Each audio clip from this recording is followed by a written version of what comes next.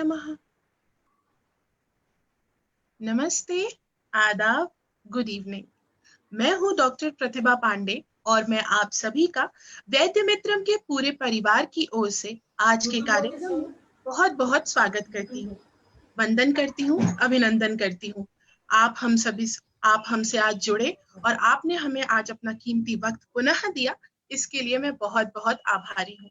सर्वप्रथम अपने सभी गुरुजनों को नमन करते हुए, जिनके मार्गदर्शन और जिनके आशीर्वाद से यह कार्यक्रम संभव हो पाया है, उनकी मैं बहुत आभारी हूँ और उन्हें सादर प्रणाम करती हूँ। वाव एसोसिएशन एंड अर्पण आयुर्वेद, जो कि हमारे इस कार्यक्रम के आयोजक हैं, उनका वैद्य मित्रम परिवार सदा आभारी रहेगा। आप सभी को वैसे पता ही है कि अभी हम कोविड-19 जैसी एक महामारी का पूरा विश्व सामना कर रहा है। लेकिन आज के समाचार पत्र में एक बहुत ही सुंदर बात मैंने पढ़ी, आप सभी ने पढ़ी होगी, जिसका पता हमें कहीं ना कहीं था ही। गोवा, केरला, गुजरात जैसे राज्यों में जहां आयुर्वेदिक इलाज को कोविड-19 के लिए परमिट कर दिया गया था, वहां पे बहुत ही ह्यूज नंबर्स में लोग आयुर्वेदिक इलाज से स्वस्थ होकर अपने घर लौट चुके हैं। और बहुत लोग अभी भी क्वारंटीन में हमारे जो प्रिवेंटिव मेजर्स, जो प्रोफाइलेक्सिस हमारा चल रहा था, उससे लोग बहुत लाभान्वित हुए हैं। तो मेरे लिए और आपके लिए ये हर्ष और गर्व की बात है। पूरी दुनिया आज आयुर्वेद को उम्मीद की नजरों से देख रही है। एक बात जो मैं इस माध्यम से आज मेरे मन में आ रही थी, तो मैंने सोचा क्यों ना अपने परिवार के लोगों से साझा की जाए। मुझे ऐसा लगता है कि हमें और आपको एक आयुर्वेद का पर्यायवाची बन जाना चाहिए। जी हाँ, हमें एक सिनोनिम बन जाना चाहिए आयुर्वेद का। हमारे बोलने के तरीके में, हमारे सोचने के तरीके में, हमारे खाने के तरीके में, हमारे बताने के तरीके में आयुर्वेद की महक आनी चाहिए। आयुर्वेद एक लाइफ साइंस है, आपको पता है, एक जीवन पद्धति है। जब हम उसे अपने आप में अपनाएंगे, हमें लोगों को चिल्ला चिल्ला के बताने की कुछ जरूरत नहीं पड़ेगी कि हमारे पास क्या खास बात है, क्या हमारी ताकत है। लोग खुद पे खुद खिंचे चले आएंगे। जैसा कि आप देख ही रहे हैं, हमने कोरोना को नहीं बुलाया, कोरोना अपने आप आया और हमारे पास वो समय आया कि हम आयुर्वेद की ताकतों को पूरे विश्व को दिखा पाए। आज हमारा समय है, तो हमें आगे आना है, हमें अपनी काबिलियत को बढ़ाना है और लोगों को ये बताना है कि आयुर्वेद में कितना पोटेंशियल है और वो विश्व गुरु बनने के ये पद्धति से भारत विश्व गुरु बन सकता है। चलिए, आज के सत्र को आगे बढ़ाती हूँ। आज का सत्र बहुत ही खास है। आज हमारे साथ जो जुड़ने जा रही हैं, हमारी विशेष वक्ता डॉक्टर प्राची दलवी कप्तेकर मैम, इंदौर से। मैम ने एमडी पंचकर्मा जामनगर से किया है और मैम का जो आज प्रेजेंटेशन है वो एक केस प्रेजेंटेशन है। आप समझते हैं केस प्रेजेंटेशन क्या होता है? एक सिंगल केस है जिसमें मैम की सक्सेस स्टोरी है related to pemphigus vulgaris. You know कि ये एक स्किन डिसऑर्डर है, कितना क्रूशियल और कितना रेयर स्किन डिसऑर्डर है।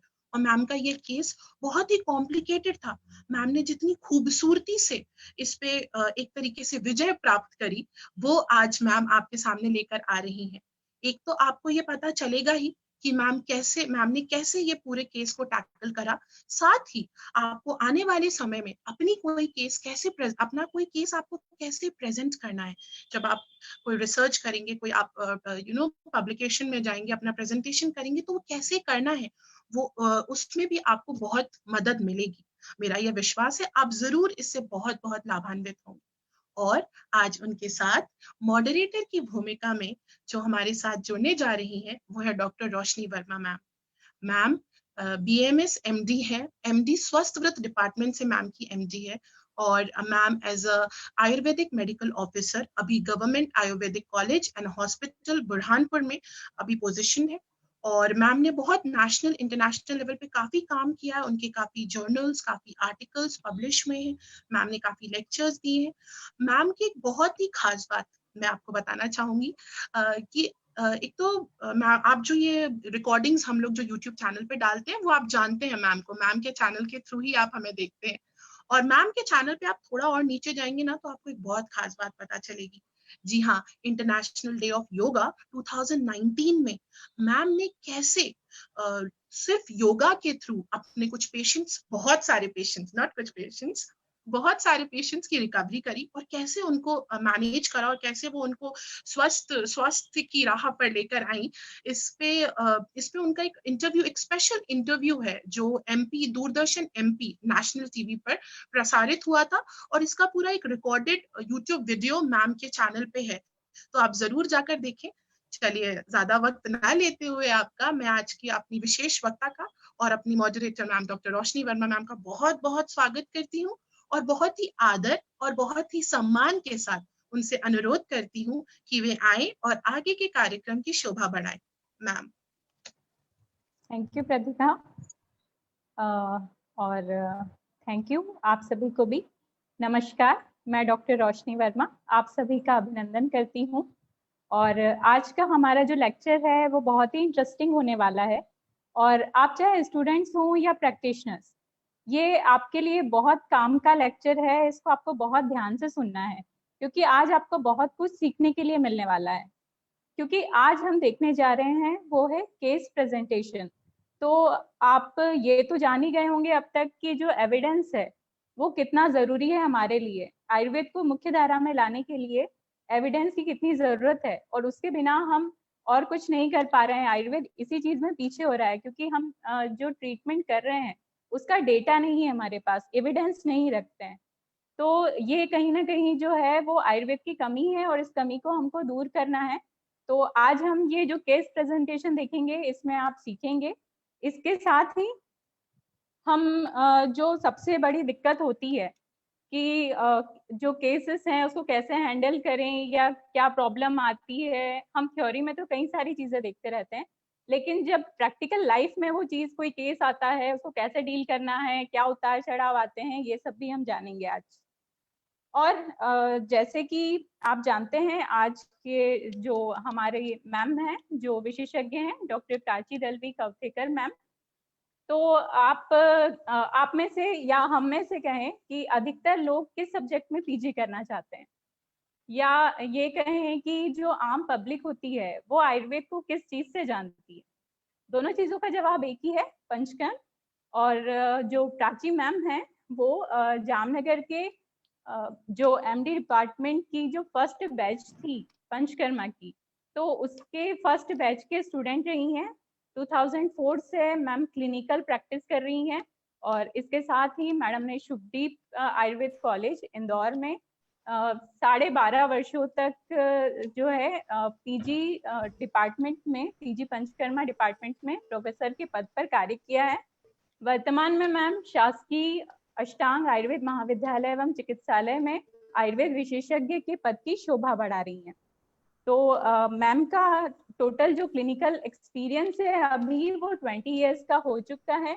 और मैम के बारे में बताने के लिए बहुत कुछ है, लेकिन हमारे पास समय बहुत ही कम है, तो ज्यादा टाइम ना लेते हुए मैं प्राची मैम को इनवाइट करती हूँ कि वो आज का जो लेक्चर है वो हमारे साथ शेयर करें, और जिससे कि हम सभी ज्ञानार्जन कर सकें। मैम।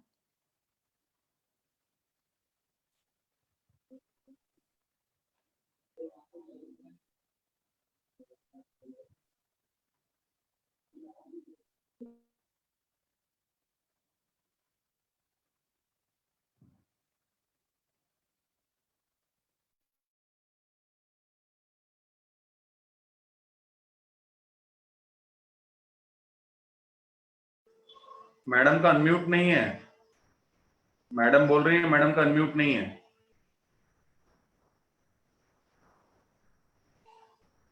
डॉक्टर रोशनी, मैडम का अनम्यूट नहीं है। Okay okay.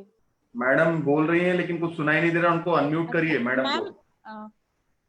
प्राची मैम सुन पा रहे हैं? हेलो जी। हाँ,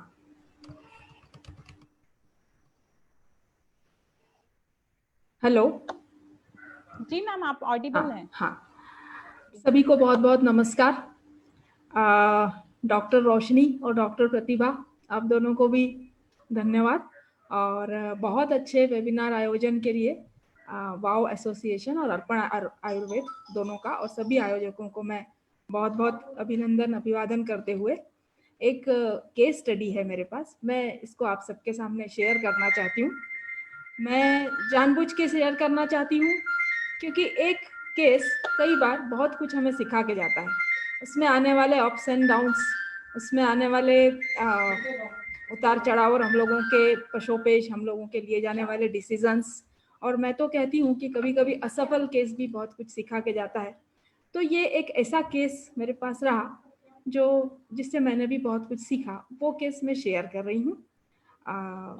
सक्सेसफुल सक्सेस स्टोरी लिखा है मैंने इसको, परंतु एक सक्सेसफुल केस के पीछे के उतार चढ़ाव की उलझने ये मैं जानबूझ के आप सबके साथ शेयर करना चाहती हूँ, ताकि आप सब भी जान सकें जो नए प्रैक्टिस में आए हैं कि सक्सेस एकदम नहीं मिलती कि यह आया, ये ट्रीटमेंट हुआ और ये एकदम वो हुआ। कई बार उलझन वाले केसेस में हमें बहुत सारे उतार चढ़ाव देखने पड़ते हैं और उसके बाद हम सक्सेसफुल होते हैं।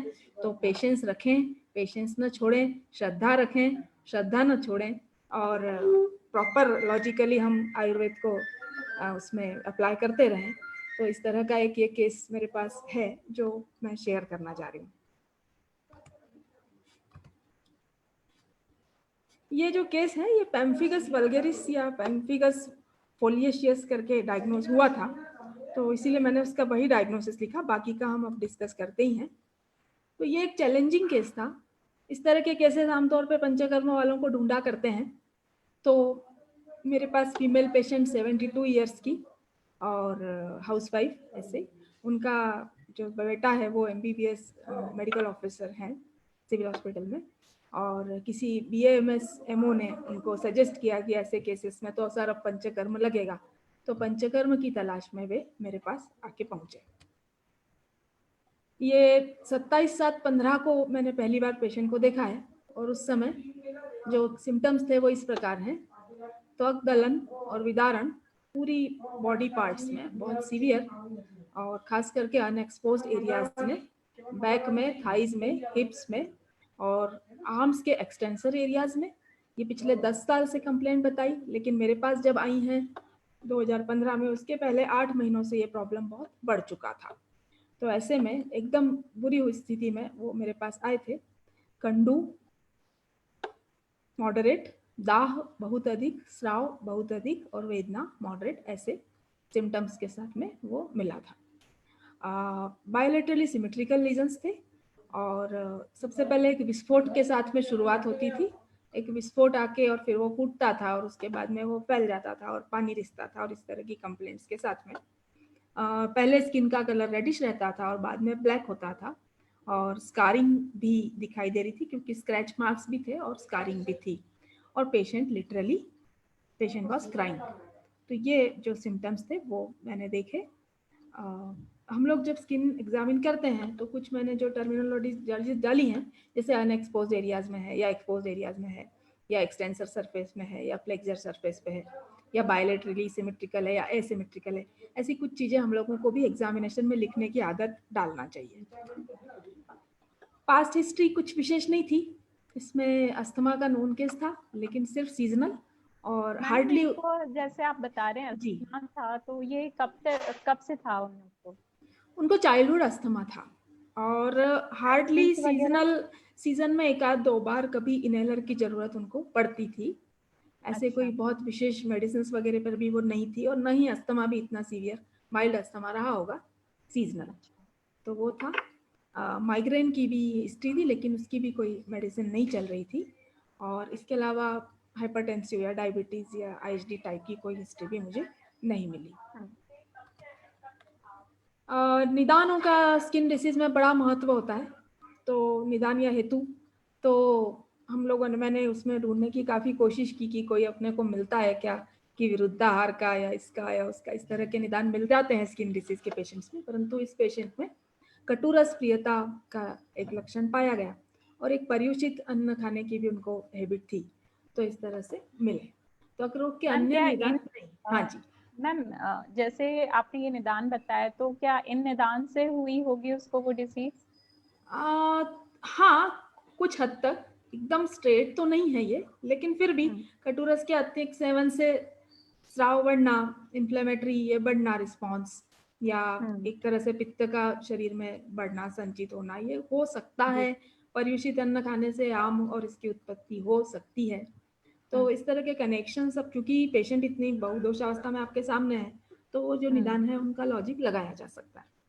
बाकी मुझे त्वक रोग के निदान नहीं मिले।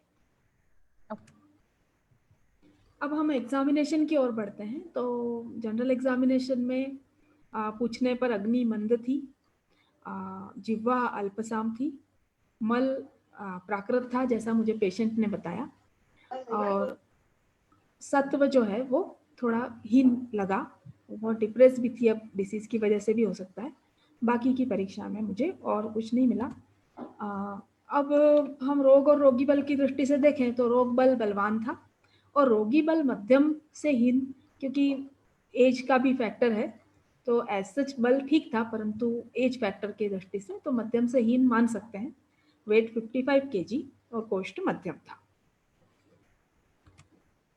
ये कुछ फोटोग्राफ्स हैं जो लिए जा सके, क्योंकि फीमेल पेशेंट है तो थोड़ा रिस्ट्रिक्शन रहता है। तो ये अदर पार्ट्स पर भी ठीक है ऐसे? हाँ, ये पूरी बॉडी पे था और अच्छा। थाइज वगैरह पे, एब्डोमेन, मतलब उस समय तो ऑल ओवर बॉडी पे ही था, बहुत ज्यादा फैला हुआ था। और ये फोटोग्राफ में उतने गीले नहीं दिख रहे वुंड, परंतु मुझे आज तक याद है कि सब तरफ से पानी रिसता हुआ ऐसा था ये। अब इसका रोग विनिश्चय की बात आती है। कई स्पेशलिस्ट, स्किन स्पेशलिस्ट को की कंसल्टेशन ली जा चुकी थी और उसके बाद पेशेंट मेरे पास आए थे। उनका बेटा भी डॉक्टर है, तो वो भी हमें एक व्यू रखना पड़ता है दिमाग में।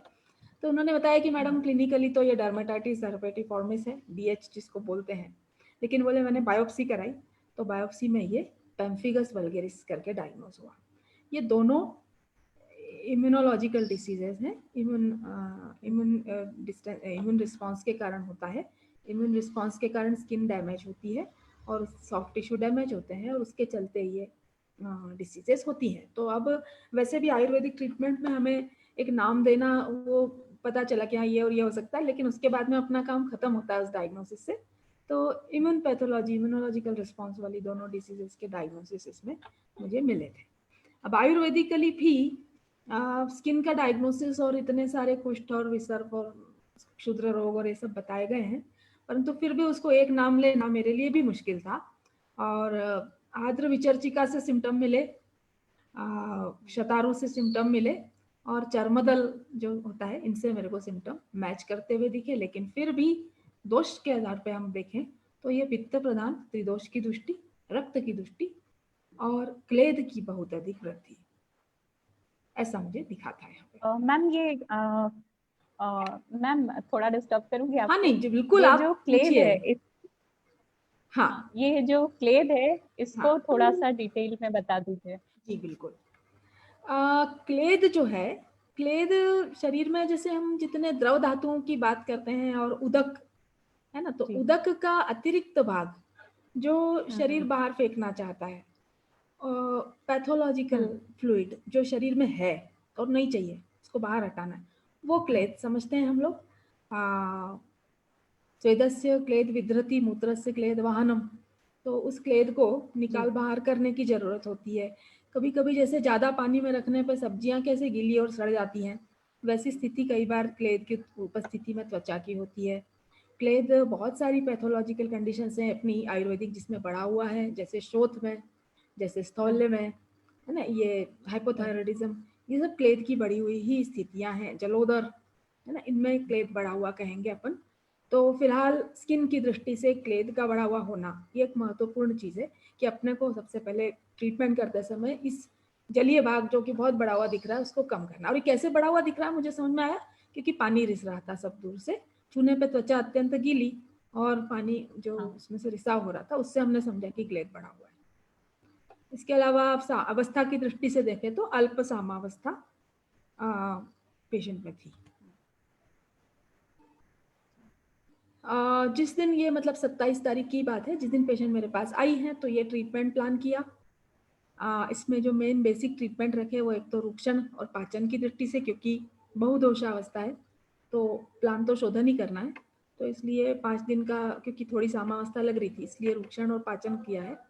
और इसके लिए मैंने जो ट्रीटमेंट प्लान किया, रुक्षण क्यों किया है क्योंकि क्लेद बढ़ा हुआ है, और पाचन क्यों किया है क्योंकि अग्नि बढ़ाई जाए ताकि स्नेह का पचन हो सके।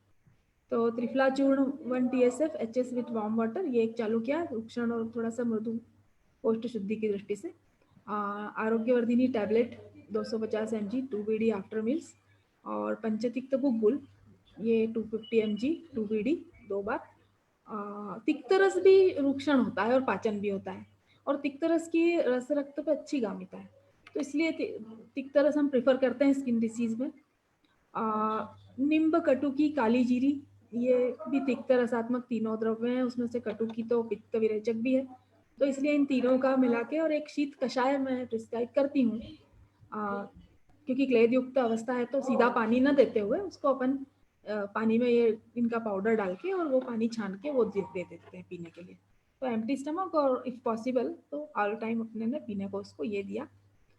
लोकल एप्लीकेशन के लिए जात्याधिक तेल दिया है 5 दिन के लिए, और निर्लवण पथ्य। तो हाँ बता दीजिए कि इसमें क्या करवाते हैं। ये लवण का क्लेब से बड़ा गहरा संबंध है ना। अगर मतलब मॉडर्न की दृष्टि से भी 1 ग्राम नमक के पीछे 6 ml पानी शरीर में रुकता है, तो हमारे पास तो जल बढ़ा हुआ, जलीय तत्व बढ़ा हुआ है इस समय और विकृत अवस्था में बढ़ा हुआ है, तो त्वचा विकारों में लवण बंद करना ये बहुत अच्छा पथ्य माना जाता है। इसलिए त्वचा विकारों में खास करके क्लेद बढ़ी हुई अवस्था में लवण बंद करने के बहुत अच्छे रिजल्ट्स मिलते हैं। आप लोग सभी भी ट्राई करके देखिए, और बहुत स्ट्रिक्ट रहना पड़ता है अपने को, है ना। ढील नहीं देना है पेशेंट को, इन्हें पूरा नमक बंद करना है, इन्हें करना, इन्हें कंडीशन ये रखना है कि आप नमक बंद कर सकते हैं क्या, तो ट्रीटमेंट चालू करते हैं, नहीं तो नहीं करते। तो जब इतनी अवस्था, जैसे सेंधव लवण या और कोई लवण भी यूज नहीं करते हैं क्या? बाद में थोड़े दिन बाद, जब 15 दिन बाद स्थिति अपनी ग्रिप में आ जाए तो फिर सेंधव चालू कर देंगे, पर है तो लवण ही सेंधव भी, तो इसलिए इस अभी की स्थिति में तो नहीं, कुछ भी नहीं, लवण नहीं, है ना। तो इसी तरह का हमने स्टार्ट किया था। और रुक्षण आहार की दृष्टि से ज्वार की रोटी, लौकी और उष्ण जल, ये भी एक पथ्य बताने का तरीका है कि सब बंद करा लो, और 2 या 3 ऑप्शन। कितने टाइम तक ये बंद कराया था आपने? अभी ये तो अपना अभी मैं बताऊंगी, जब थोड़ा सा पथ्य ये किया था शायद महीना भर लगा होगा। अच्छा। परंतु मतलब पथ्य का बहुत महत्व है। मेरे पास ऐसे भी केसेस हैं जिसमें सब कुछ कर लिया और इतना अच्छा रिजल्ट नहीं मिला, लेकिन जब से पथ्य लगाया तो फिर उसी ट्रीटमेंट से अच्छे रिजल्ट्स मिले। तो पथ्य का बड़ा महत्व है, और पथ्य में हम लोगों ने स्ट्रिक्ट रहना चाहिए। हम लोग कई बार पेशेंट के हिसाब से एडजस्टमेंट कर पेशेंट मतलब कन्विंस नहीं हो पाते। और दूसरा ये कि उसको लंबी लिस्ट मना करोगे, उसके बजाय ना 3 से 4 चीजें यही खाना है बता दे, बाकी सब बंद है। क्योंकि आजकल ऑप्शंस इतने हैं कि वो पूरा परहेज और वो सब पालन नहीं हो पाता है, इसलिए सीधे आप 2 से 3-4 चीजों पे रखो और बाकी सब बंद करो। तो ये एकदम कड़ी तैयारी के साथ उष्ण जल और ज्वार की रोटी और लौकी ही खाना है, और नमक बंद रहेगा। ये आप कर सकते हो क्या? तो रोते रोते उसने भी हाँ कर दी, तो हमने फिर ट्रीटमेंट स्टार्ट किया। तो ये 5 डेज का पहला रुक्षण और पाचन का ट्रीटमेंट हुआ है। अब ये 5 दिन बाद की ऑब्जर्वेशन है जो काफी उत्साहवर्धक है, क्योंकि 5 दिन में मुझे भी बड़ा वो था कि तब खतरनाक कैसे कैसे क्या हो। तो स्केलिंग कम हुई, सिक्रीशंस कम हुए, और ईचिंग भी, तीनों चीजें मार्गली रिड्यूस हुई हैं। और पेशेंट को मेरे में विश्वास हो गया। ये सबसे इम्पोर्टेंट बात, कि उसको लगा कि नहीं यहाँ से कुछ हो सकता है, क्योंकि कम दिख रहा है इस तरह से। तो एश्योरेंस मिलना ये भी बड़ा इम्पोर्टेंट था यहाँ पे, तो वो अपन कर सके। अब हर ट्रीटमेंट के बाद हम लोगों को जामनगर की आदत है, विचार करिए, है ना, थिंक। तो थिंकिंग प्रोसेस अपनी इम्पॉर्टेंट है, वो बढ़नी चाहिए कि ये मेरे ट्रीटमेंट ने काम किया तो क्यों किया, या इस मेरे ट्रीटमेंट ने काम नहीं किया तो क्यों नहीं किया, है ना। तो अब यहाँ हमें 5 दिन बाद रिजल्ट्स मिले हैं, तो क्या हुआ होगा और कैसे हुआ होगा। तो त्रिफला चूर्ण जो है, जो हमने दिया था, वो रुक्षण है, अनुलोमन है, और इसकी वजह से क्लेद कम हुआ होगा और मल शुद्धि हुई, जिससे थोड़ा स्रोतोरोध कम हुआ, जिसके लक्षण हमें रिजल्ट्स के तौर पे मिले। आरोग्यवर्धिनी वटी भी रुक्षण है, आरोग्यवर्धिनी पाचन है, आरोग्यवर्धिनी अच्छी पित्त विरेचक है और कफ पित्त नाशक है, सभी दृष्टि से आरोग्यवर्धिनी। लेकिन आरोग्यवर्धिनी हमने शमन के लिए नहीं दी थी, आरोग्यवर्धिनी हमने रुक्षण के लिए दी थी, तो इसलिए रुक्षण आरोग्यवर्धिनी से हुआ है। पंचतिक्त गुग्गुल और तिक्त शीत कषाय जो हमने दिए, मैंने पहले भी कहा कि तिक्त रस ये रस रक्त पर कार्यकारी होता है, और तिक्तरस अच्छा रूक्षण भी होता है। तो दोनों दृष्टि से हम तिक्तरस की औषधियाँ प्रिफर हम करते भी हैं। यकृत और प्लीहा जो इसका मूल है रक्त स्रोतस का, उस पर भी कार्यकर होता है। तो उस दृष्टि से सारी ही चीज़ों के हिसाब से तिक्तरस स्किन में आता ही है, सभी लोग देते हैं, इसमें कोई बड़ा वो नहीं है। परंतु बात यह है कि लॉजिक तो हम इस दृष्टि से देते हैं। और जात्यादि तेल तो सिम्टोमेटिक रिलीफ के लिए ही दिया था, उस समय उसका कोई विशेष प्रयोजन नहीं था वहाँ पे। तो ये हमारे रिजल्ट्स जो मिले उसका ये एक्सप्लेनेशन हो सकता है। तो इसमें इम्पॉर्टेंट और भी जो आगे अभी सबसे इम्पॉर्टेंट रोल निर्लवण पथ्य का रहा, क्योंकि लवण निषेध से तुरंत प्लेथ फैक्टर कम होता है और उसके कारण स्रोतोरोध तुरंत कम हुआ। ये चीज़ तो यहाँ पे शायद मेडिसिन से भी अधिक कार्य निर्लवण पथ्य ने किया है। और दूसरी भोजन कल्पना ने उसको मदद की, क्योंकि कोष्ठ में अगर आप लोड बढ़ाते जाओगे तो फिर उतना अच्छा अवरोध दूर नहीं होगा, और जब कोष्ठ में अवरोध नहीं दूर होगा तो शाखा में कैसे होगा। तो इस दृष्टि से जो ये आहार है उसको लघु करना बहुत जरूरी था, तो इसलिए आहार ने इसमें मदद की। और कोष्ठाश्रित स्थानस्तरस और कफ की दृष्टि और वहाँ कंबल संग ये सब कम हुआ, जिससे हमें निरामावस्था प्राप्त करने में भी मदद हुई, जो कि शोधन के लिए जरूरी थी। तो अब इसके बाद में 5-8 से हमने स्नेहपान स्टार्ट किया। तो स्नेहपान की डोजेस भी मैंने नहीं मतलब कम रखी हैं, और पंचतिक्त घृत सिलेक्ट किया था और इंक्रीजिंग ऑर्डर में तो दिया था, परंतु डोजेस काफ़ी कम थी, मतलब 30, 50 इस तरह से, और लास्ट डोज 100 थी। और जो आखिरी दिन लेकिन स्नेहन पाचन काल था वो 8 घंटे लगा, जबकि 100 ml पचाने में 8 घंटे नहीं, मतलब कम में हो जाता है समय में, पर उस पेशेंट को 8 घंटे लगा। थोड़ा सा मल में स्निग्धता और असहजता आ गई थी, तो फिर उसके बाद मैंने स्नेहन बंद किया। तो ये स्नेहपान की डिटेल है। उसके बाद हमने 10 तारीख से सर्वांग, अभ्यंग और वाष्पस्वेद 3 दिन के लिए स्टार्ट किया। क्या चाह रहे थे हम यहाँ स्नेहपान और स्वेदन से?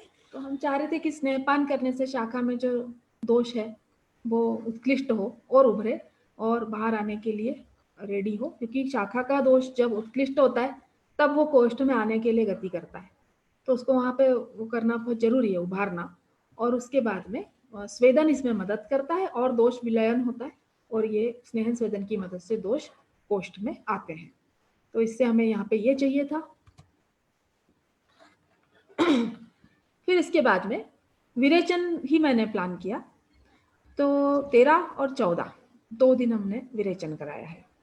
मैम एक क्वेश्चन था, हाँ, जैसे हाँ, कि विरेचन आपने क्यों चॉइस किया? जैसे वमन ही दे हाँ, सकते थे। हाँ, पेशेंट की एज एक बड़ा फैक्टर था, है ना।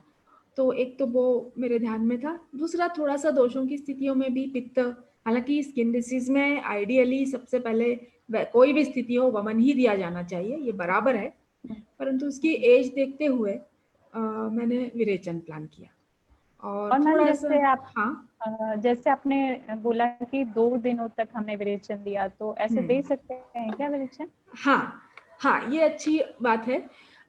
एक्चुअली इस टाइप के पेशेंट जिसमें एक बार में वो उतनी तीव्र शुद्धि बर्दाश्त नहीं कर पाते हैं, तो मैं इस तरह से देती हूँ। इसके पीछे शास्त्रोक्त रेफरेंस भी है कि अगर एक दिन में उतनी अच्छी शुद्धि ना हो पाए तो वही मेडिसिन दूसरे दिन भी दें, इस तरह का कल्पस्थान में रेफरेंस है। तो उस रेफरेंस को आधार बनाते हुए मैं इस तरह से करती हूँ पेशेंट्स में कि 20 ग्राम तीव्रता वाले, जो कि काफ़ी कम डोज है विरेचन की दृष्टि से, तो वो हमने पहले दिन दिया और उसी योग को हमने अगले दिन फिर से रिपीट किया। शाम को जो है वो लघु पेया वगैरह इस तरह का देते हुए नेक्स्ट डे रिपीट किया। तो इससे क्या होता है कि ऐसे थोड़े एजेड पेशेंट्स में और दुर्बल पेशेंट में, और दूसरा क्या है कि हम आईपीडी में नहीं देते हैं विरेचन, ओपीडी लेवल पे विरेचन देती हूँ मैं भी। तो आईपीडी में पेशेंट हो तो फिर भी आप कर सकते हो, लेकिन ओपीडी लेवल पे है, वो अपने घर पे, आप अपने घर पे हो, वैसी स्थितियों में थोड़ा दिक्कत आने की वजह से तो ये भी एक अच्छा तरीका हो जाता है कि 2 दिन आप रिपीटेड ये विरेचन योग दे सकते हैं।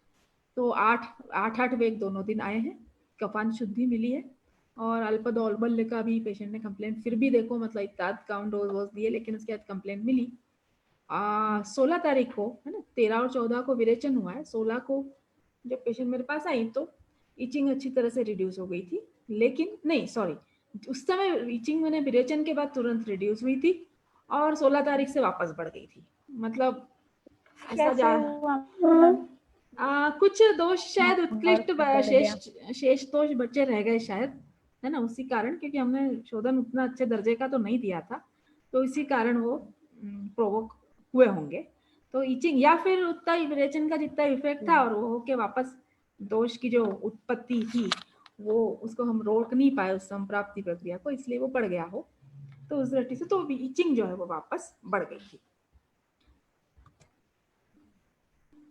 विरेचन से हम क्या एक्सपेक्ट कर रहे थे कि दोष शोधन मध्यम शुद्धि लक्षणों के रूप में हो, और तीव्रता अवलेह ही क्यों चुना इसके पीछे भी, क्योंकि इसकी अच्छी पैलेटेबिलिटी है, अवलेह कल्पना है।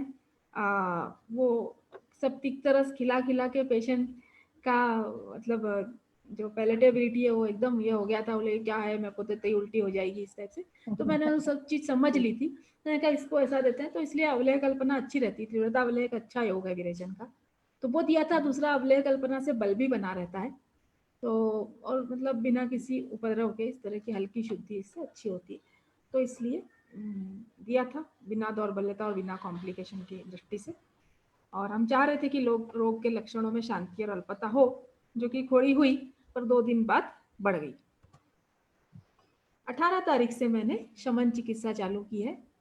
आरोग्यवर्धिनी वटी 2 BD आफ्टर मील्स, एक यकृत प्लीहा योग है, ये मैं क्लिनिक पे बना के रखती हूँ मिक्स करके। तो इसमें बहुत सारी यकृत और प्लीहा पे कार्यकारी द्रव्य हैं, जैसे भूमि आंवला, शरपुंखा, कटुकी, चिरायता, दारू हरिद्रा वगैरह। सारी रक्त व स्रोतस के मूल के ऊपर कार्य कर द्रव्य हमने यहाँ पे चुना है ये वाला योग, क्योंकि सारी स्किन में और इसमें हमें मूल पे तो कार्य कर द्रव्य देना ही पड़ेगा, तो उस दृष्टि से ये एक योग बना के रखा हुआ है। कंपिलक भी एक अच्छा विरेचक योग है, जो स्किन डिसीजेस में भी चॉइस होता है विरेचन की दृष्टि से। लेकिन अब विरेचन मतलब वो वाला विरेचन नहीं, एक नित्य कोष्ठ शुद्धि के हिसाब से थोड़ा सा रेगुलर से थोड़ा सा तीव्र रहे, उस दृष्टि से कंपिलक डाला है। दारू हरिद्रा खुद कंडूघ्न गण की औषधि है, और अभी पेशेंट में मेरे कंडू बहुत लक्षण वैसा प्रधान था, तो हालांकि वो उस योग में भी डली हुई है, लेकिन और ऊपर से मुझे लगा कि डालना चाहिए। वंग भस्म डाली है 120 mg, स्फटिका 250 mg, रसमाणी के 100 mg। ऐसे करते हुए ये लगभग 3.5 ग्राम के आसपास एक पुड़िया, ऐसे दिन में 3 बार, और प्रिफरेबली एम्प्टी स्टमक, और अनुपान रखा है खदीरारिष्ट 4 चम्मच। इस तरह से दोनों अनुपान, ये इतना बड़ा डोज ये अनुपान के साथ में स्टार्ट किया। तो एक मेडिसिन हुई आरोग्यवर्धिनी, दूसरा हुआ ये डोज पुड़िया। फिर उसके बाद गंधक रसायन 2 BD morning evening with water, और जात्यादि घृत। इसमें एक चीज और बताऊं कि स्किन डिसीज में जब हम रसौषधियां या भस्में देते हैं, तो भस्मों के साथ भी बहुत सारे परहेज हैं, तो फिर इसीलिए उनके डिजायर्ड इफेक्ट लेने के लिए वो परहेज पे जाना पड़ता है, क्योंकि रस औषधियों के साथ अब इसमें रसमाणिक के डला है, और ये तो इन सब चीजों के लिए फिर बहुत सारा परहेज हर एक के हिसाब से अलग बताना, और ये सब बहुत कंफ्यूजिंग हो जाएगा। इसीलिए स्ट्रेट एक अच्छा पथ्य का आहार का डाइट बना दिया जाए, बता दिया जाए, और बाकी सब बंद करा दिया जाए, ये रास्ता मुझे सिंपल लगता है। तो ये, और जात्याधिकृत एक्सटर्नल एप्लीकेशन, ये क्योंकि थोड़ा सा क्रैक्स दिख रहे थे और जलन, तो उस हिसाब से मैंने घृत तेल की जगह पे इस जगह घृत कर दिया था। तो ये शमन चिकित्सा है। इसकी क्या डिजायर्ड एक्शन थी जो हम एक्सपेक्ट कर रहे थे? आरोग्यवर्धिनी रूक्षण, कफ पित्त शमन, पित्त विरेचक और लेखन की दृष्टि से। थोड़ा सा जो त्वचा है उसमें जो हार्डनेस और बहुत जगह पे जो है वो ऐसे नोड्यूल्स जैसे बने हुए, तो वो थोड़ा सा लेखन भी करेगी आरोग्यवर्धिनी इस दृष्टि से। आरोग्यवर्धिनी में जो ताम्र है वो भी पित्त विरेचक करता है, और कटुकी भी करती है, और ताम्र लेखन भी करता है। यकृत प्लीहा योग रक्त व स्रोतस मूल पे कार्य कर, और तिक्तरस रक्तशोधक की दृष्टि से, कंपिलक विरेचन की दृष्टि से, दारू हरिद्रा कंडुग्न की दृष्टि से। वंग भस्म भी अच्छी क्लेधर है। तो जब औषधियों पे जाना है तो रूक्षण चिकित्सा, रूक्षण दवाइयां हम देते ही हैं, पर साथ में आपको और भस्म भी उसमें ऐड करना हो तो वंग भस्म एक अच्छा ऑप्शन है क्लेद कम करने के लिए। इसीलिए प्रमेह में और इसमें आई हुई है ये ट्रीटमेंट्स, तो क्लेधर होती है वंग भस्म। वंग भस्म सिर्फ अकेले देने से भी कंडू कम होती है। स्फटिका भी इसमें मैंने डाला था। स्फटिका अच्छी विषग्न है, तो स्किन डिसीजेस में विषग्न के तौर पे भी मतलब दवा रहे, क्योंकि रक्त की दृष्टि है, तो उस दृष्टि से स्फटिका अच्छा काम करती है। रस माणिक्य रक्त की दृष्टि हर है और नई रक्त धातु का प्रॉपर बने इस दृष्टि से। खदीरारिष्ट भी खुद भी क्लेधर है और ये अनुपान के रूप में अपन ने दिया था। और गंधक रसायन दाह शमन और पित्त शमन, क्योंकि दाह लक्षण भी बना हुआ है, तो उस दृष्टि से जात्याधिघृत भी दाह और रेडनेस कम करने की दृष्टि से प्लान किया था। अब जो है, अब थोड़ा सा उतार चढ़ाव जो मैं बात कर रही थी, तो वो यहाँ पर शुरू होते हैं। हम तो अपने सीधे रास्ते चल रहे थे कि हाँ भाई अब कम हो जाएगा और हो जाएगा या इस तरह से, लेकिन ऐसा हुआ नहीं।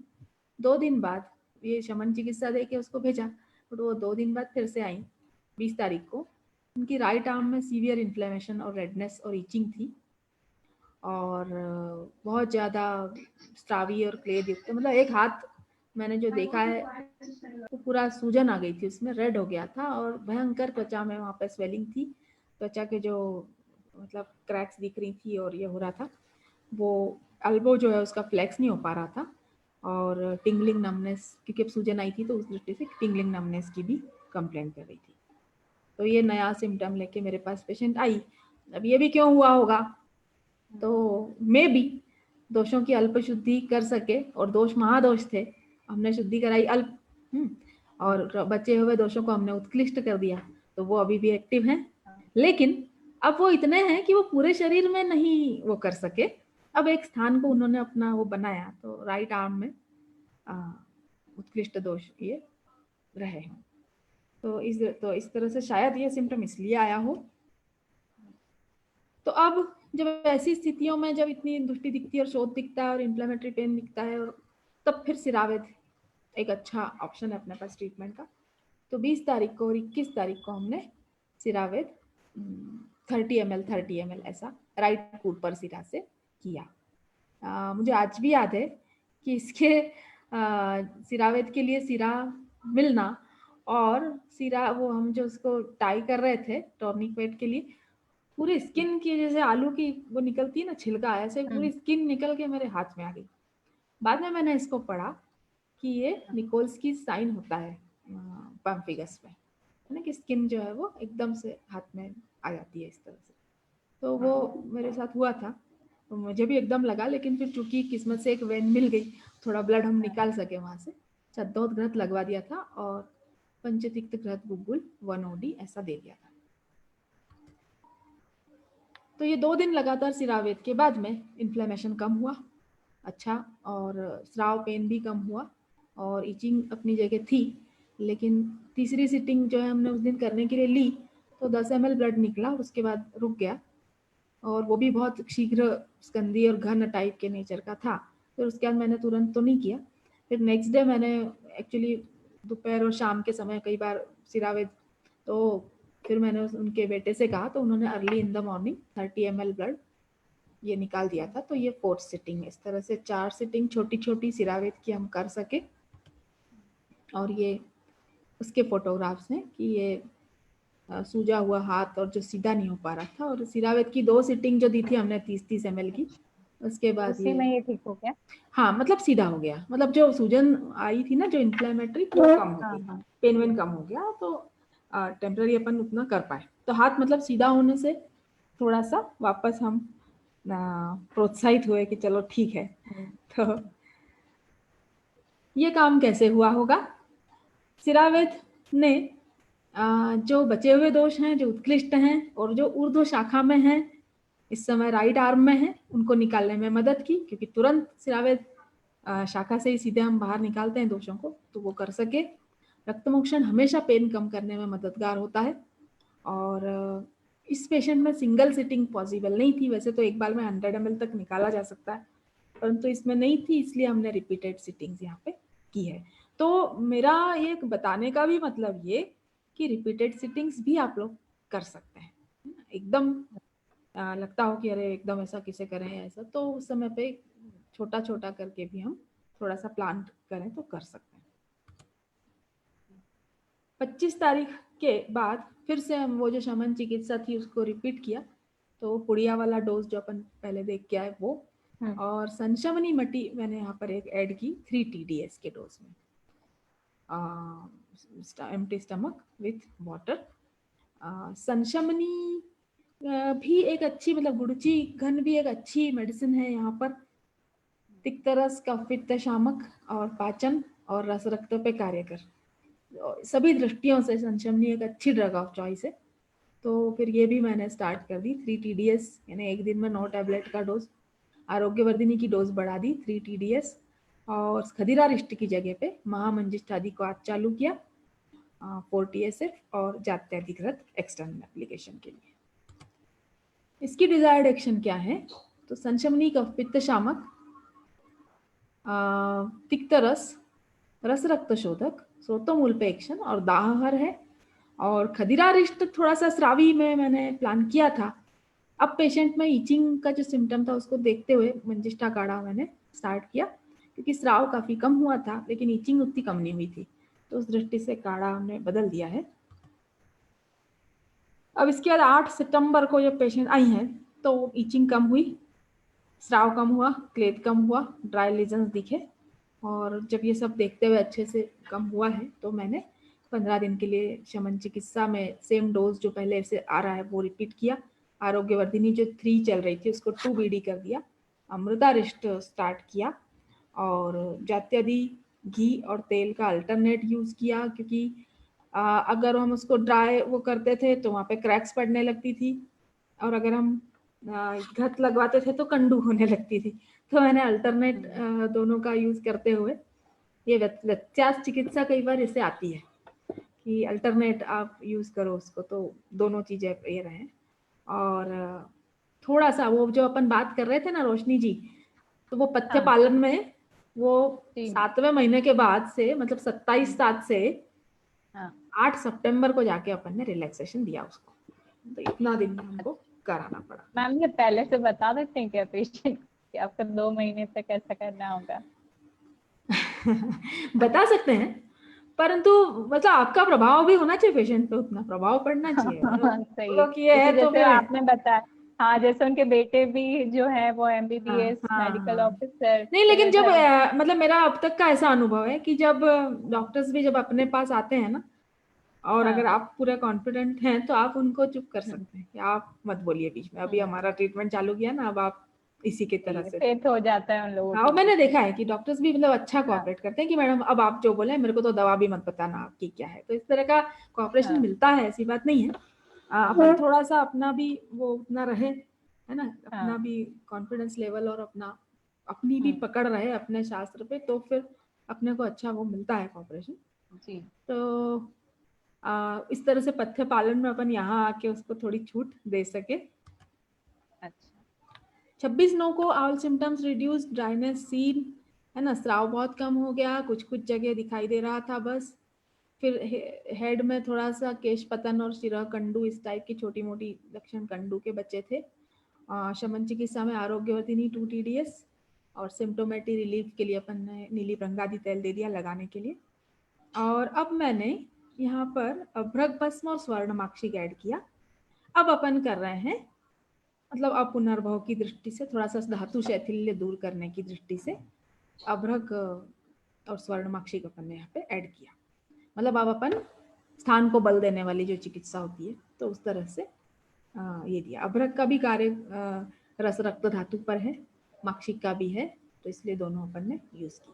संशमनी वटी 2 TDS करके, अब मुझे लग रहा था कि अब आ गया है पकड़ में, तो उसको मैंने 1 मंथ का ट्रीटमेंट देके 1 मंथ के बाद आने के लिए कहा।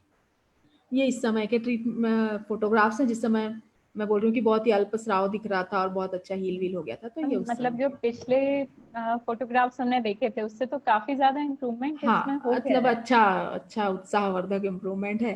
तो मतलब 1-2 जगह दिख रहा है थोड़ा सा मार्किंग, बाकी सब जगह पे सूख गए सब जो उसके वुंड्स थे जी।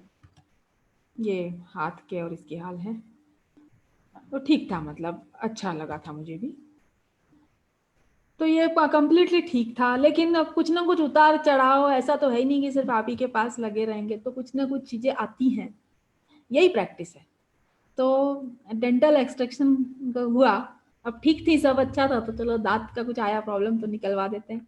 15 दिन पहले जब मेरे पास आई, उसके 15 दिन पहले दांत निकाला गया था, और उसके बाद उनको बर्निंग मिक्चुरेशन हो रहा था, और फेस पे और एक्सट्रीमिटीज पे छोटे छोटे रेड पेप्युलर लीजन्स दिखने लगे, और फिर वो इतने घबराए हुए रहते हैं स्किन के पेशेंट कि तुरंत अरे बाप रे ये आया, तो वो मेरे पास वापस आए। अब ये उनकी जो मेडिसिन चली उसकी वजह से हो सकता है कि ये वापस आया हो, तो ये है। अब जैसे आपने बताया, जैसे ये अक्टूबर का टाइम था, तो क्या दोष प्रकोप से भी इसका कुछ रिलेशन हो सकता है? हो सकता है, हो सकता है, मतलब मना नहीं कर सकते अपन, क्योंकि ऋतुओं का भी फर्क तो पड़ता ही है। तो अक्टूबर की ये शरद ऋतु के आसपास का ही मौसम है, लेकिन शरद ऋतु से भी ज्यादा मुझे जो मेडिसिन चली उसका भी लगता है कि उसकी वजह से भी थोड़ा सा दोषों में फर्क पड़ा होगा। दोनों चीजें भी हो सकती हैं, किसी भी संभावना से अपन प्रैक्टिस में इनकार तो नहीं कर सकते, क्योंकि हो सकता है कि हो। तो फिर अब निम्बामृतादि पंचतिक्त घनवटी थी मेरे पास, वो चालू की 2BD, और महातिक्त घृत, थोड़ा सा ड्राइनेस दिखी मुझे, तो मैंने घृत चालू किया। शमन डोज तो नहीं, थोड़ा शमन से भी कम ही डोज है ये, बट सुबह उसको मैंने शोधनोत्तर स्नेह पान की दृष्टि से 1 चम्मच घृत चालू किया। महामंजिष्ठादि काढ़ा हमने कंटिन्यू रखा, और गुरुजी घनवटी कंटिन्यू रखी, तो ये ट्रीटमेंट फिर दिया था। अब ये 26 तारीख की बात है ना, 29 तारीख को पेशेंट वापस क्लिनिक में, और अब की बार क्या है, अब की बार पूरे फेस पे स्वेलिंग और एंजियोन्यूरोटिक एडिमा जो होता है उस टाइप का। उनका डॉक्टर बेटा जो है वो वरीड हो गए कि अरे मैडम ये क्या हो गया, फेस पे स्वेलिंग, और ये कुछ आपकी बस में चल रही है, इतने महीने से कहीं कॉम्प्लिकेशन तो नहीं है, इस तरह से एकदम। वो तो फिर शंका का स्थान आ गया वहां पर कि अरे भस्मों से, क्योंकि भस्मों का बड़ा कनेक्शन लगाते हैं सूजन के साथ, तो ऐसा तो नहीं हो गया, क्या हो गया क्या हो गया। आंखें भी नहीं खुली थी, स्थिति तीव्र थी, मतलब ऐसा नहीं, तो आंखें खोल नहीं पा रही हैं और फेस पे स्वेलिंग आ गई है। मैंने भंग भस्म और गंधक रसायन इस तरह से दिया, बट वो इन्वेस्टिगेशन कराने को बहुत विलिंग थे, बोले अब आगे का तो मैडम एक बार इन्वेस्टिगेशन करा के ही करेंगे इस तरह से। तो मैंने फिर ज़्यादा वो नहीं किया, ठीक है, तो इन्वेस्टिगेशन करा लिए। इन्वेस्टिगेशन में भी अपनी अग्नि परीक्षा हुई, तो 31/10 को रीनल हिपैटिक प्रोफाइल सब नॉर्मल आई और यूरिन टेस्ट नॉर्मल आई। तो फिर उन्होंने फ़ोन से ही मुझसे बात की कि मैडम रिपोर्ट्स तो नॉर्मल है, इसका मतलब वो तो नहीं है, लेकिन इनको ये बार बार हो रहा है, बार बार कम ज़्यादा हो रहा है, और थोड़ा सा एंजियोन्यूरोटिक एडिमा में सांस की तकलीफ, फिर वो अस्थमेटिक भी थी, तो एकदम से कभी कभी बहुत ज़्यादा अगर सीवियर स्वेलिंग आ जाए तो फिर थोड़ा सा इमरजेंसी बनती है ये। तो फिर वो बोले मैडम अब तो मैंने आज तक इनको स्टीरॉइड नहीं दिया, पर अब मेरे को देना पड़ेगा। तो फिर मैंने भी कहा कि ठीक है दे देते हैं, लेकिन मैंने कहा ठीक है फिर तब तक अभी अपना कुछ और नया नहीं, तो 7 दिन जो है स्टीरॉइड दे के, और मैंने कहा ठीक है इसको आप ठीक कर लो अगर आपको ऐसे ही लग रहा है तो। उसके बाद में 7 दिन दे के 7 दिन छोड़ के फिर 15 दिन बाद जब पेशेंट मेरे पास रूटीन चेकअप के लिए आई, तो उनके सब वो तो स्किन का तो बढ़िया लीजन्स ड्राई हो गए थे फेस पे, लेकिन स्वेलिंग जो थी वो थी, आंखें सूजी हुई वो थी, तो वो ऐसा नहीं हुआ था कि हाँ आप स्टीरॉइड दे के हो, मतलब उसकी सीवियरिटी कम हो गई पर स्वेलिंग बनी हुई थी। फिर मैंने इंसिस्ट किया, मैंने कहा आप सिरावेद करेंगे सर, अब करना पड़ेगा ऐसे करके। तो फिर 50 ml सिरावेद, वो सिरावेद के लिए वो मालूम था उनको कि ये जो कुछ भी ट्रीटमेंट है इसके रिजल्ट हैं, तो फिर उन्होंने वो उसके लिए रेडी हुए, वो कराने के बाद ही उसकी वो रही स्वेलिंग कम हुई। तो ये सार फिर उसके बाद बाकी का ट्रीटमेंट 15 दिन के लिए रिपीट किया। ड्राइनेस और ईचिंग बढ़ने के कारण फिर मरीचादी तेल से रिप्लेस किया अपन ने, एक्सटर्नल जो दिया उसको, और 4/12 को पूरी तरह से हील्ड इनएक्टिव ड्राई लीजन्स पूरी बॉडी में और ओकेजनल ईचिंग के साथ में पेशेंट आए। संशमनी वटी की डोज 4 TDS कर दी, और महामंजिष्ठादि काढ़ा, बस बाकी सब बंद कर दिया इस समय। और अब इस पे अपने, क्योंकि अब सेटल हो रहा है केस ऐसे मान के, और बची हुई शेष दोषों को शमन औषधि शांत करती है, इस दृष्टि से संशमनी और महामंजिष्ठादि काढ़ा करके 1 मंथ के लिए मैंने दे दिया उनको। 25/2 को मतलब जब मेरे पास पेशेंट आई तो पिछले 3 महीने से उनके लीजन्स कम्प्लीटली हील्ड और इनएक्टिव थे, थोड़े बहुत इरप्टिक लीजन्स दोनों एक्सटेंसर सरफेस ऑफ लेग पे दिखाई दिए थे, जो कि हल्के से एलिवेटेड भी थे। तो ये था। बाकी जो है तो अपन इनको समझे कि ये बचे हुए दोष अभी भी हैं, शेष दोष आरोग्यवर्धिनी और पटोल कटु रोहिणी कषाय 3 TSF-BD, ये अपन ने इस बार ट्रीटमेंट दिया उनको। 15/4 को जब आई तो सिर्फ मतलब मेरा दिल धड़क जाता है वो पेशेंट क्लिनिक में आए तो पर वो फिर थैंक यू बोलने के लिए बोले यहाँ से निकल रहे थे, आपको थैंक यू बोलते चले टाइप का। तो मैं चलो बहुत अच्छी बात है। पिछले 4 महीने से जब मैंने ये बनाया था शुभदीप के लिए प्रेजेंटेशन, तो पिछले 4 महीने से रिकरेंस नहीं था। ये पूरे हील्ड होने के बाद के इनके फोटोग्राफ्स हैं। वाओ मैम, पूरा रिकवर। हाँ एकदम अच्छा रिकवर। लेकिन अब आप ही देख रहे हो कितनी उठापटक करवाई पेशेंट ने, है ना। हाँ ये तो है। और फिर आगे की जो प्लानिंग्स थी, पुनः शोधन, रसायन प्रयोग और प्रत्यापत्य का परामर्श रहे। परंतु जैसी पेशेंट्स की वो होती है कि वो थोड़ा बहुत सुनते हैं हाँ करके, वो उतना हो नहीं पाता। तो फिलहाल तो कोई शोधन हुआ नहीं है उसके बाद में, अभी वो उसी पे चल रहा है काम। और आज अभी मतलब पिछला प्रेजेंटेशन 19/5 तक और आज तक कोई रिकरेंस अभी इस केस में नहीं मिला। तो ये तो एक केस था, ये तो मैंने आपसे शेयर किया। हर केस अलग होता है और कई बार इस तरह की उठापटक, मतलब मैं ऐसा महसूस करती हूँ कि जब कोई इस तरह से केस प्रेजेंट करे तो हम ज्यादा सीखते हैं, बजाय कि हम पूरा सही है हाँ कि पूरी थ्योरी बता दें कि बेटा ये इसका चिकित्सा सूत्र, ये इसकी चिकित्सा और ढेर सारी चिकित्सा। तो उसकी बजाय मुझे ऐसा लगता है कि ये दिया था और ये हुआ था, ये बताने से प्रैक्टिकल थोड़ा सा ज्यादा लगता है। इसलिए मेरे को केस प्रेजेंटेशन आयुर्वेद में अच्छे लगते हैं। तो ये तो हुआ। अब हमें जो डिस्कस करना है थोड़ा सा वो देख लें, है ना। तो थोड़ा पॉइंट्स टू बी डिस्कस्ड करके मैंने किया है। तो त्वचा रोग के बारे में, है ना, या अन्य रोगों के भी बारे में कुछ बेसिक चीजें अपने को पेशेंट देखते समय आयुर्वेदिक पैथी में सोचनी चाहिए। सबसे पहले निदान हम देखते हैं, सभी लोग देखते हैं, सभी लोग सोचते हैं इसका ये निदान है। पर क्या वो निदान संतर्पणोक्त है या अवतर्पणोक्त है ना। क्योंकि संतर्पणोक्त है तो चिकित्सा उस ढंग की, और अवतर्पणोक्त है तो चिकित्सा उस ढंग की। मतलब निदान के ही लेवल से चिकित्सा बट जाती है। कभी कभी ऐसा होता है कि नहीं समझ में आता कि ये संतर्पणोक्त है कि अवतर्पणोक्त, परंतु फिर भी एक अच्छी पकड़ बैठती है अगर आप यहीं से शुरुआत कर दो सोचने की कि निदान कैसा है, क्या संतर्पण कर रहा है या अवतर्पण कर रहा है, अगर मिलता है किसी में पर्टिकुलर तो। फिर इसके बाद दोष की दृष्टि और स्थान का विचार। दोष की दृष्टि का विचार तो हम सब करते हैं, ये दोष बड़ा है, वो दोष बड़ा है, ये है, ये ठीक है। परंतु वो दोष उस समय कौन से स्थान में है, ये विचार कम लोग करते हैं, है ना। तो दोष कहाँ है, ये वाली सब अपने मन में कैसी वो बननी चाहिए, पिक्चर बननी चाहिए। जैसे एटम बोला या सेल बोला तो आपके दिमाग में एक इमेज आती है कि नहीं आती है कि एक सेल है, उसकी एक वॉल है, उसके अंदर एक उसका वो है न्यूक्लियस है, फिर ऐसा उसके अंदर ये। हमने कभी सेल नहीं देखी पर हमारे मन में पिक्चर आती है। इसी तरह की पिक्चर हमने कभी दोष नहीं देखा पर दोष के बारे में भी आनी चाहिए कि दोष ओके कहाँ, हाँ यहाँ, किस अवस्था में, अच्छा इस अवस्था में। तो जब ऐसी दिमाग में अपनी वो आने लगेगी तो हम ज्यादा अच्छी चिकित्सा कर सकेंगे। तो दोष का विचार और वो अभी कहाँ है और उसके अभी क्या हाल है। मैंने एक ये बनाया था प्रेजेंटेशन, तो उसमें मैंने ऐसा बनाया था कि एक चोर है और चोर को पकड़ने के लिए पुलिस मौके पर पहुंची और चोर एक बिल्डिंग के पीछे छिपा हुआ है, ठीक है। और हमने आगे बम लगा दिया, पूरी बिल्डिंग उड़ गई, चोर पीछे से भाग गया। तो जब दोष लीन अवस्था में होते हैं तो यही स्थिति होती है, चोर तो छुप गया और तुम उस जगह को खत्म करके आ गए। तो उस छिपे हुए चोर को बाहर निकालना और उसके बाद उसको उड़ाना, ऐसी दोषों की स्थिति है कि अगर वो लीन अवस्था में तो उनको बाहर निकालना और फिर उनको ये करना।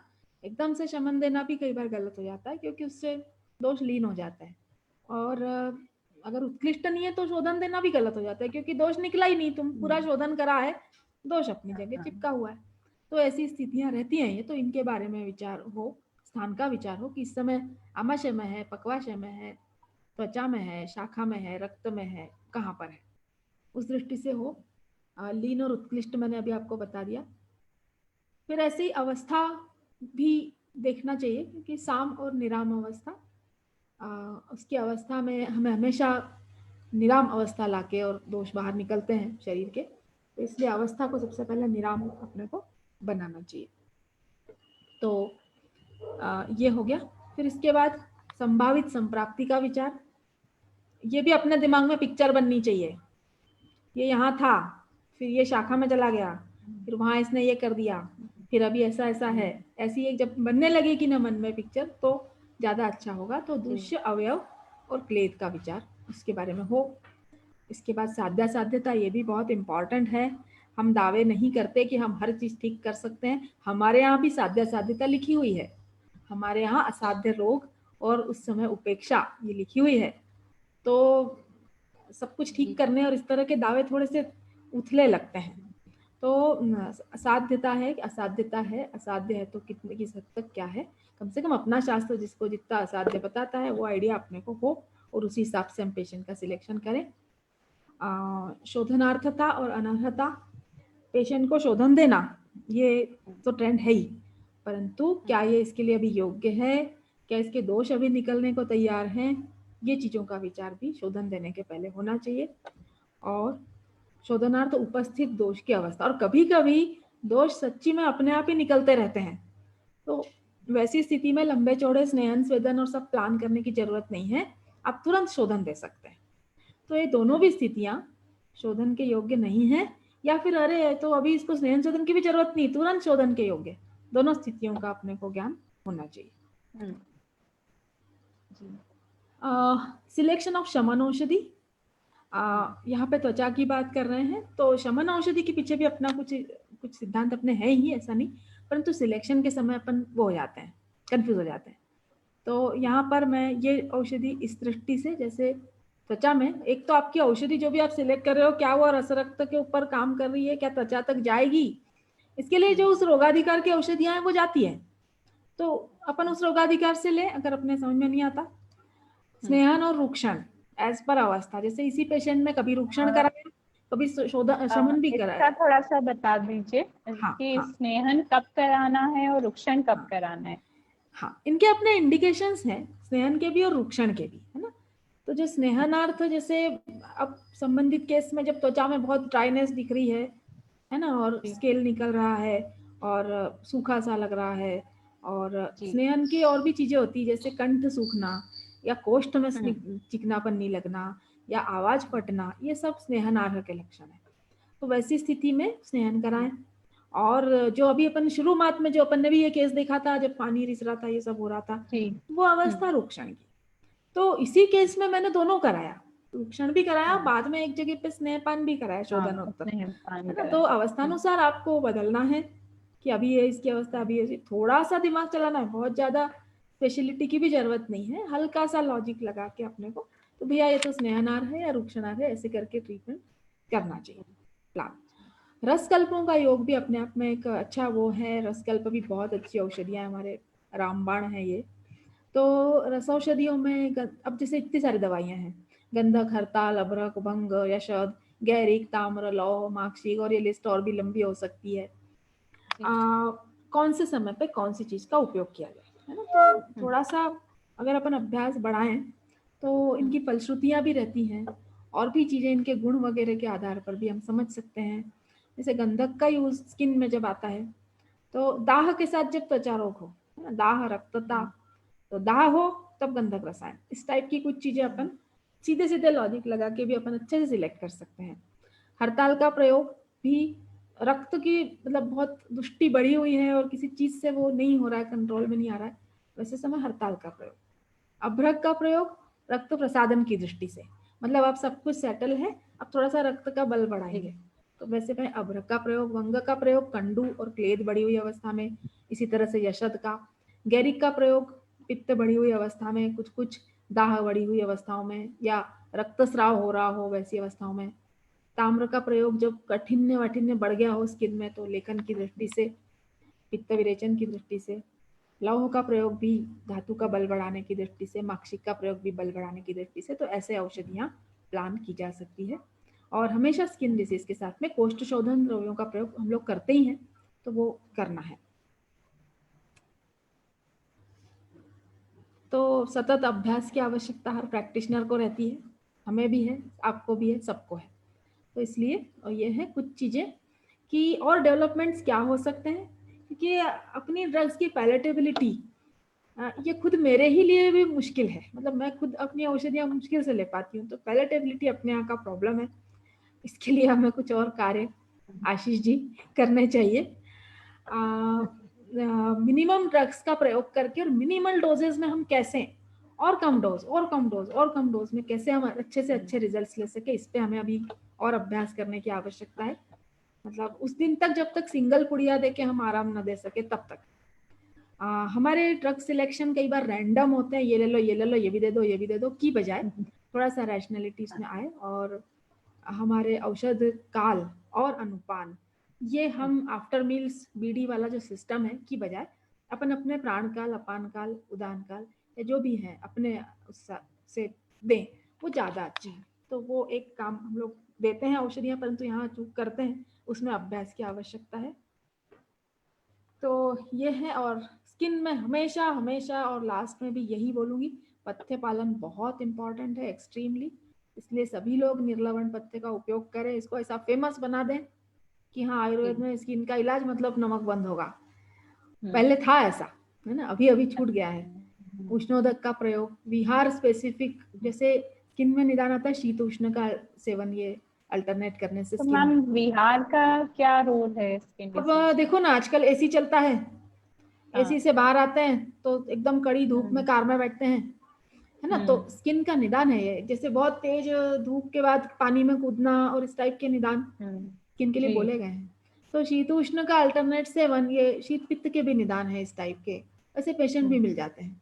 तो आहार पे तो अपन ध्यान दे ही रहे हैं, साथ में थोड़ा विहार पे भी दें, अपना पेशेंट करता क्या है, किस चीज के एक्सपोजर में आता है, क्या कोई लाइट, ये अपना शीत उष्ण इस टाइप का स्निग्ध रूप से ये तो नहीं हो रहा, आतप सेवन, ये सब चीजें अपने को देखनी पड़ती है। तो वो विहार के बारे में है। और अगर उस व्याधि का निदान परिवर्जन कोई मिलता है तो पहली लाइन ऑफ ट्रीटमेंट निदान परिवर्जन होती है। तो अगर आपको कोई निदान, इसलिए निदान की खुदाई अच्छे से करो, और अगर कोई निदान आपको फाइंडिंग मिलती है कि इसका ये निदान है, तो अपन उस पर क्या कर सकते हैं। कभी कभी तो ऐसा होता है, जैसे अम्लपित्त का केस है और पता चला निदान क्या है तो रात्रि जागरण, और वो तो नाइट ड्यूटी करता है। अब आपकी इसकी नौकरी तो न छुड़वा सकोगे, तो ऐसी स्थिति में फिर हमें तोड़ निकालनी पड़ती है कि अब क्या, जैसे अपने यहाँ पर लिखा है कि जितने घंटे का रात्रि जागरण उससे उतने घंटे दिवा निद्रा, और इस टाइप आधे घंटे में मतलब हाफ टाइम कर देते हैं। तो ऐसा कुछ करके, क्योंकि अब कई बार ऐसा फंस जाता है मामला कि हम तो कुछ कर ही नहीं सकते, तो वैसी जगह पे भी थोड़ा देखना होता है, क्योंकि आजकल की परिचर्या और आजकल का मॉडर्न लाइफस्टाइल के साथ में तो ये, परंतु निदान परिवर्जन ये बहुत इंपॉर्टेंट है, इसके ऊपर अच्छे से ध्यान दिया जाए, इसका अच्छे से हिस्ट्री ली जाए तो अच्छा है। और पुनर्भोग के लिए स्किन में रिपीटेड शोधन लगेगा, है ना, ऐसा नहीं कि आप 1 साल करवा दिया और अब जन्म भर कभी रिपीटेड शोधन पुनः शोधन पुष्ट में आया है तो आया है, तो इसलिए रिपीटेड शोधन लगेगा। धातु स्पेसिफिक रसायन प्रयोगों भी, क्योंकि दूष्य जब तक शिथिल नहीं होती, दूष्य जब तक दूषित नहीं होती, तब तक दोष अकेला कुछ न कर सकेगा। तो दूष्य का बल बढ़ना चाहिए, जिसको अपन सारत्व कहते हैं ना। सार तो खैर जन्मतः आता है, परंतु फिर भी धातु का बल बढ़ाने की कुछ ट्रीटमेंट्स अपने पास होती हैं रसायन के रूप में, तो वो करें और उसके निदान परिवर्जन करें, धातु में मतलब शिथिलता बढ़ाने वाले निदान वो करें। शमन ड्रग और घृत जो है उसका अप्रोप्रिएट यूज समय समय पे करें, तो ये पुनर्भव अच्छा हो सकेगा। तो अब अपन कंक्लूड करें, काफी देर हुई। इंकरेजिंग रिजल्ट्स हैं स्किन थोड़ा सा आप बता दीजिए, जैसे कि आप पंचकर्म विशेषज्ञ हैं, उसके बावजूद आपने शमन ड्रग्स के बारे में मतलब काफी अच्छे से लिखा है कि उससे भी हम इसको कर सकते हैं कवर, इसके बारे में थोड़ा सा बता दीजिए। हाँ जरूर। मैं पंचकर्म विशेषज्ञ हूँ, पर मैं रसौषधियों पे भी उतना या शायद थोड़ा अधिक विश्वास रखती हूँ। तो वैसे भी Ayurveda as a whole treatment है, हमने स्पेशलिटी अलग अलग की है, परंतु हर व्यक्ति को शमन औषधियाँ ये लिखनी पड़ती है, और शमन औषधि कोई अलग पार्ट नहीं होता। शोधन करने के उपरांत भी शेष दोषों के लिए शमन औषधि ये देना ही पड़ती है। लाइन ऑफ ट्रीटमेंट ये एक पूरी लाइन होती है, उसमें शोधन भी आएगा, शमन भी आएगा, है ना, या अन्य कोई शस्त्र उपचार टाइप का ट्रीटमेंट होगा तो वह भी आएगा।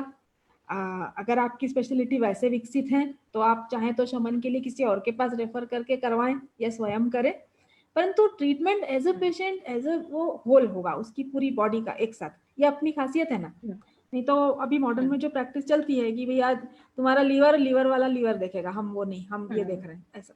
अपनी ट्रीटमेंट वैसी नहीं है, हमें तो ये भी देखना अच्छा इसको ये प्रॉब्लम है, अच्छा इसके साथ ये भी है, हमें पूरा जो जोड़ना पड़ता है, तो उसमें शोधन और शमन भी जुड़े हुए हैं। तो इसलिए इन्हें अलग अलग करके सिर्फ वो करना पॉसिबल नहीं। एक अच्छा चिकित्सक होना, एक अच्छा पंचकर्म चिकित्सक होने से जरूरी है कि एक अच्छा चिकित्सक रहे। तो मैं वो फॉलो करती हूँ, मैं पूरी लाइन ऑफ ट्रीटमेंट करके उस पेशेंट का पूरा धातु साम्य करने के उसमें ज्यादा ये करते हैं अपन। तो स्पेशलिटी हमने बनाई है, हमारी बनी हुई है, परंतु उससे भी ज्यादा इम्पोर्टेंट उस पेशेंट का पूरा स्वास्थ्य प्राप्त करने वाला गोल है ना। तो उसमें शोधन शमन दोनों आते हैं। तो ये हुआ, इधर प्रॉपर आयुर्वेद अप्रोच जरूरी है, वो लेकर करें। कर तो हम रहे हैं, बहुत अच्छा कर रहे हैं अभी, मतलब पिछले 8-10 वर्षों से बहुत अच्छा काम चल रहा है आयुर्वेद में। बस थोड़ी सी अप्रोच और उसको आयुर्वेदिक बनाई जाए। पथ्य पालन जरूरी है, उसको न भूले चिकित्सक। और यही देखो लास्ट में आप जो अभी बात हुई अपनी कि शमन यूज एक्यूरेट यूज, अगर शमन का भी प्रयोग सटीक करना चाहिए। मतलब हम जो अंधेरे में तीर चलाते हैं वैसा नहीं होना चाहिए। श्योर शॉट यही दवा अभी काम करेगी, इस तरह का जब कमांड होगा तो शमन औषधि भी बहुत अच्छा काम करेगी। अगर शोधन पॉसिबल नहीं होगा तब भी, इसलिए शोधन नहीं हो सकता और हाथ अस्त्र शस्त्र न रख दें, है ना। शोधन करना है, अच्छी बात है, कर रहे हैं, परंतु न हो सकेगा तो अस्त्र शस्त्र नहीं रखना। शमन औषधियों में रस औषधियों के भी अपने पास वो है ना, तो उनका भी अपना अच्छा अप्रोप्रिएट यूज अपन कर सकते हैं। तो इस तरह से अपन इसको लेक्चर को कंक्लूड करें और try with full efforts, think logically, practice constantly and be blessed with Ayurveda. सभी को पेशेंटफुल लिसनिंग के लिए बहुत बहुत धन्यवाद। Thank you so much ma'am. आपने मतलब जो एक तो ये है कि आपकी जो जर्नी थी, जैसे आपने बीच में बोला था कि जैसे कोई डिसीज है उसकी संप्राप्ति हम देख रहे हैं, या कोई चीज दोष दूष्य है, स्थान है, तो एक इमेज सी बननी चाहिए, मूवी जैसा लगना चाहिए। तो अभी जो आपकी जो जर्नी थी मतलब हमको भी यही लग रहा था कि अच्छा अब क्या होगा, फिर ऐसा हुआ, फिर ऐसा, मतलब हम उस चीज को फील कर पा रहे थे कि कैसे पेशेंट आई होगी और फिर क्या क्या चीजें हुई होगी, और जैसे कि बीच में सिम्टम्स बढ़े। और एक ये चीज भी है कि मतलब कई बार ऐसा होता है कि सिम्टम जब बढ़ जाते हैं तो हम सोचते हैं कि अरे या तो इसको रेफर कर दो, या इसको हम कैसे डील करेंगे, तो एक वो घबराहट भी होती है। लेकिन आपने उस कंडीशन में भी, और इवन बेटा भी अदर पैदा था, और के बावजूद भी आपने मतलब पूरे करेज के साथ, पूरे कॉन्फिडेंस के साथ किया उसको। जी मैम। जैसे जैसे मैंने ऐसा अनुभव किया रोशनी, जैसे जैसे मैच्योरिटी बढ़ती है ना, तो हम सफलताओं के साथ असफलताएं शेयर करने में पीछे नहीं रहता है। तब अपन को इतना जरूरी भी लगने लगता है कि ये शेयर करना जरूरी है। ये मैम बहुत जरूरी है। अगर मेरे पेशेंट में कहीं कोई कॉम्प्लिकेशन आया है, अगर 50 में एक आया है, तो भी वो शेयर करना ज्यादा हेल्पफुल रहेगा, बजाय कि मैं उन 50 सीधे सीधे केस प्रेजेंट करूं। जी मैम, क्योंकि ये पढ़ते हैं तो ये आता है। अच्छा जी। हाँ, क्योंकि ये प्रैक्टिशनर फेस भी करते हैं इस चीज को, कि ऐसा नहीं होता है कि कोई भी पेशेंट आया हमारे पास और हमने उसको ट्रीटमेंट दिया और एकदम से वो ठीक हो जाता, फिर ये फील होने लगता है कि मतलब सेम ट्रीटमेंट है या सेम डिसीज है, हम प्रॉपर डायग्नोज भी कर पाए, ट्रीटमेंट भी दिया, लेकिन हमने क्या गलती कर दी अब, क्योंकि हम ये चीज तो देख नहीं पा रहे हैं कि किसी और के पास भी ऐसा हुआ है कि नहीं हुआ है। हमको लगता है कि मतलब जिस एक्सपर्ट ने दिया और उनके इसमें पूरी तरह से ठीक हो गया पेशेंट, और हम नहीं कर पा रहे हैं, तो उससे थोड़ा सा फेथ कम होता है। लेकिन इस टाइप की चीजें जैसे हम आपसे सुने, और इतना आपका जो क्लिनिकल एक्सपीरियंस है कि मतलब क्या करना चाहिए हमको, और उससे मतलब काफी करेज मिला। और जैसे कि केस प्रेजेंटेशन की बात की, तो एक उसका एक मतलब सबसे जो इम्पोर्टेंट पार्ट होता है, मतलब टाइमली प्रेजेंटेड द बेस्ट, वो मतलब पूरा फिट होता है आपके प्रेजेंटेशन पे। तब काफी टाइमली, बहुत इजी तरीके से आपने मतलब, केस इतना आसान था नहीं, ट्रीटमेंट वगैरह सारी चीजें आपने बहुत अच्छे से समझाई, सबको बहुत अच्छे से समझ में आई होगी। और मैं आप सभी से भी ये कहना चाहूंगी कि आज ही से आप लोग ये प्रण ले लें कि डेटा जो है उसको मैनेज करें, एविडेंस रखें अपने पास में, और बिल्कुल। अगर आपको उसमें हेल्प चाहिए, ट्रीटमेंट चाहिए, क्योंकि हम आयुर्वेद को मेन स्ट्रीम में ऐसे ही ला पाएंगे, बिना डेटा के सिर्फ हम ये कहते रहेंगे ऐसे ठीक होता है, उससे ठीक होता है, अब उस चीज की वैल्यू नहीं रही। हम सिर्फ मान सकते हैं उसको, लेकिन अदर लोग नहीं मान सकते, इसलिए हमको एविडेंस चाहिए। Evidence is knowledge. तो आज से ही सोच लीजिए, पढ़ लीजिए बिल्कुल कि आप कोई केस देखेंगे तो उसका डेटा रखेंगे और प्रॉपरली उसको लिखना सीखिए, मैन्युस्क्रिप्ट राइटिंग सीखिए और उसको पब्लिश कराइए। और इसमें हेल्प आपको चाहिए तो हमारा जो वैद्य मित्रम परिवार है ये तो है ही आपके साथ में। तो thank you so much ma'am. बिल्कुल बिल्कुल, थैंक यू ऑल। जी, अब मैं वापस प्रतिभा को बुलाना चाहूंगी। Over to Pratibha. Thank you ma'am, thank you so much doctor Prachi Dalvi Kaftekar ma'am and doctor Roshni Verma ma'am. तो आपने देखा आज एक परफेक्ट केस प्रेजेंटेशन। जी हाँ, मैम ने कितनी खूबसूरती से हर एक मैम ने, जैसे रोशनी वर्मा मैम ने बताया कि एक मूवी की तरह एक प्रेजेंटेशन, इतनी मूवी की तरह इतना स्मूथली चल रहा था और सब कुछ मैम ने बताया, जो भी उतार चढ़ाव उन्होंने फेस करे। सक्सेस के साथ मैम ने जिस चीज पे बहुत एम्फेसिस करा कि सक्सेस के साथ अपनी कॉम्प्लिकेशंस और जहां पर आपने प्रॉब्लम फेस करी, जहां पे आपका आपसे कुछ शॉर्ट कमिंग रह गई, तो वो भी बताना और उसको भी देखना उतना ही जरूरी होता है जितना किसी सक्सेस का क्रेडिट लेना और उसको लोगों को बताना। तो मैम मैं आपका फिर से बहुत बहुत शुक्रिया करना चाहूंगी, क्योंकि आपके इस प्रेरणादायक व्याख्यान से मुझे पूरा विश्वास है कि हमारे दर्शकों में एक नई ऊर्जा का संचार हो गया होगा। और रोशनी वर्मा मैम कहते हैं ना, एक एक्सपर्ट के साथ एक मॉडरेटर की भी एक अलग भूमिका होती है। वो आपको किसी भी चीज को एक्सप्लोर करने में, हमारे जितने भी मॉडरेटर्स होते हैं उनको इतना क्रेडिट हम कभी कभी दे नहीं पाते, लेकिन उनकी वजह से ही जो भी हम आपके सामने प्रेजेंट करते हैं वो इतनी खूबसूरती से एक्सप्लोर होता जाता है और एक के बाद एक कनेक्ट होता जाता है और आप ऐसा समझते हैं कि बस ऐसा कोई लेक्चर चल रहा है हमारे पास, बिल्कुल लाइव आप उसको फील कर पाते हैं बिकॉज ऑफ मॉडरेटर। तो मॉडरेटर की भी बहुत भूमिका होती है। Thank you so much ma'am, आपने बहुत अच्छे से हमारी मदद करी इस प्रेजेंटेशन को समझने में। कहते हैं ना, लहरों से डरकर नौका पार नहीं होती और कोशिश करने वालों की हार नहीं होती।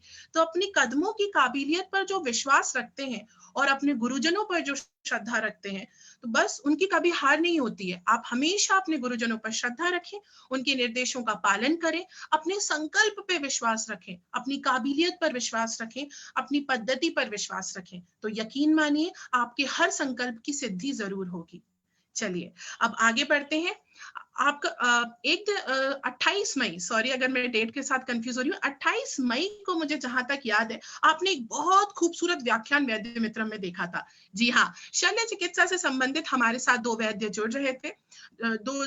दो महान वैद्य हमारे साथ जुड़े थे, doctor Sheetal Kumar Solanki sir and doctor Shahnawaz Diwan sir. आपने उनके प्रेजेंटेशन को बहुत ज्यादा पसंद करा और उनका जो एक्सपर्टीज था एनोरेक्टल सोल्यूशन पर, उन्होंने अपनी प्रेजेंटेशन आपके सामने रखी और उससे रिलेटेड हमारे पास कई तरह के प्रश्न आए हैं। तो उनमें से हमने कोशिश करा है कि ज्यादा से ज्यादा प्रश्नों को लेकर आपके सामने आए। तो इसी कार्य की सिद्धि हेतु मैं अपने दोनों वैद्यों को आज के कार्यक्रम में सर्वप्रथम उनका सादर प्रणाम करती हूँ उनको और उनका स्वागत करती हूँ एवं उनसे अनुरोध करती हूँ कि अब वे आए और हमारे श्रोताओं की जिज्ञासाओं को शांत करें, उनकी शंकाओं का समाधान करें। Sir. Thank you doctor Pratibha. Thank क्या यू मैं डॉक्टर प्रतिभा। आवाज आ रही है? हाँ डॉक्टर शहनवाज, आपकी आवाज क्लियरली आ रही है। क्या मेरी आवाज सुन पा रहे हैं आप? जी सर, आपकी आवाज अच्छे से आ रही है सर। जी sir but video can not be started, it is मतलब वहाँ पे लिखा आ रहा है कि video, I can't start the video. Okay, the host has stopped screen it, share हटा दो। The host is stopped it.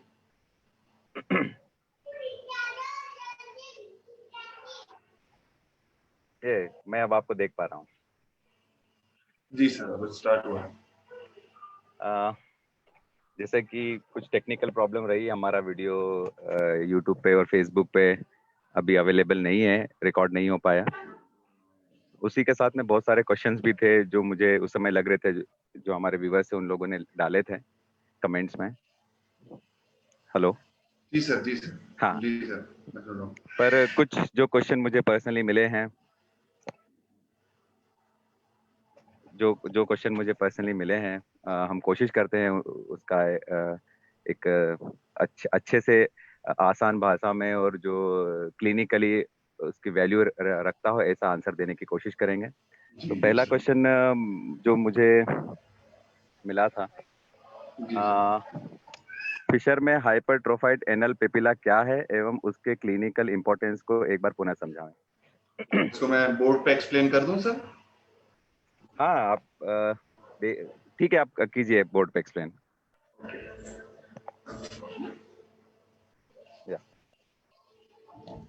Hypertrophic papilla, मेरी आवाज क्लियर है सभी को?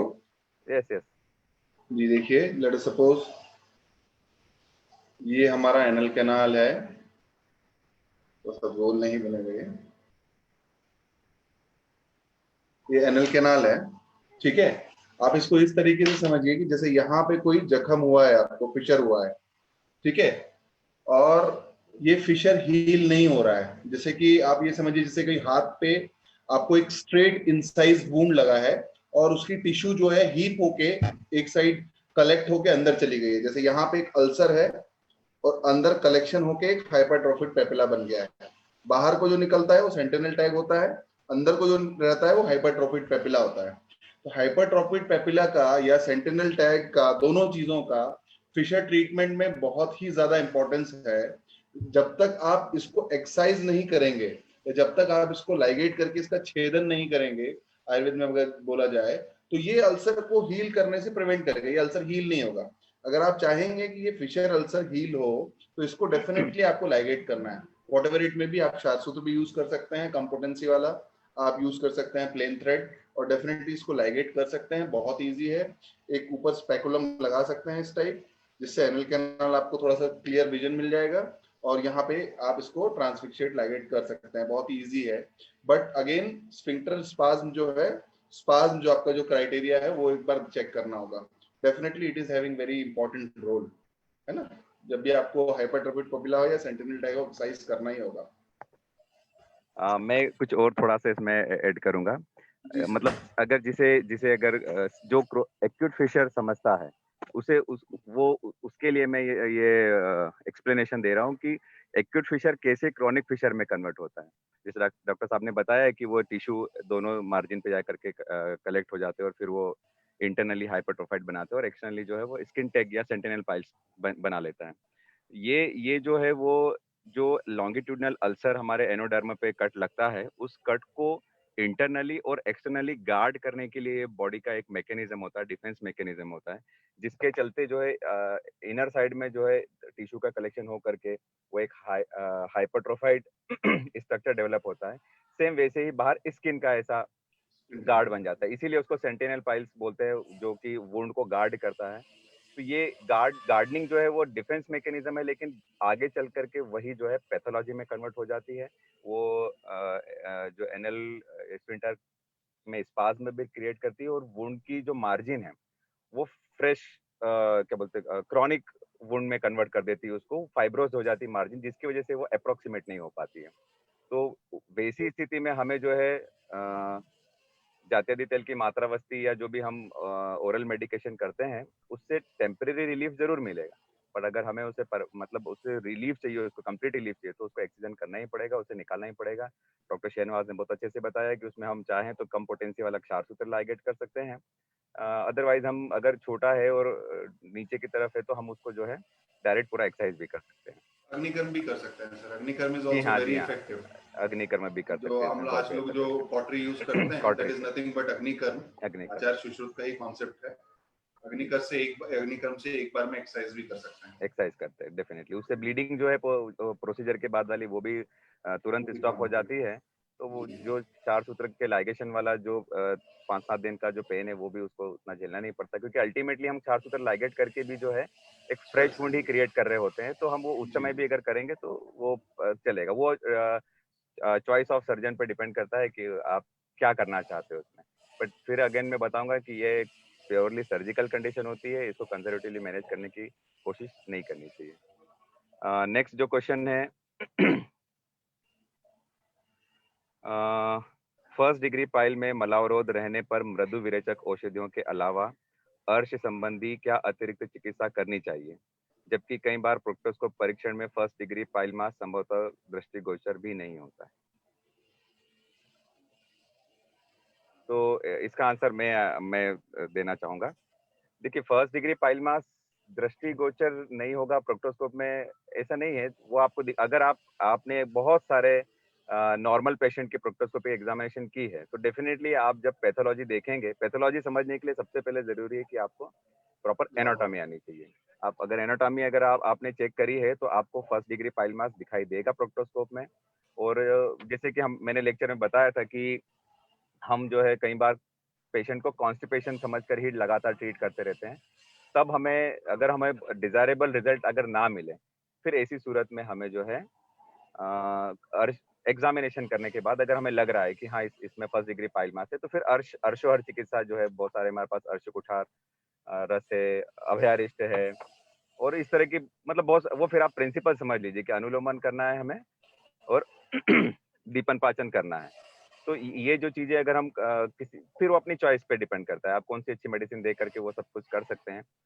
तो उससे जो है फर्स्ट डिग्री पाइल मास में डेफिनेटली बहुत अच्छे रिजल्ट मिलेंगे, और ऑलमोस्ट जो है कई बार अच्छा अगर बॉडी ने रिस्पॉन्ड किया तो वो बहुत जल्दी सबसाइड भी हो जाते हैं। फिर आप नॉर्मल प्रोक्टोस्कोपिक एग्जामिनेशन करने पर पेशेंट की जो कंडीशन है वो बिल्कुल आपको नॉर्मल नजर आएगी। इसमें एक चीज मैं ऐड करना चाहूंगा, मैंने अब अभयारिष्ट का नाम लिया, बस वो मेरे लेक्चर में भी कैसे मिस हुआ मैं खुद पे आश्चर्य कर रहा हूँ।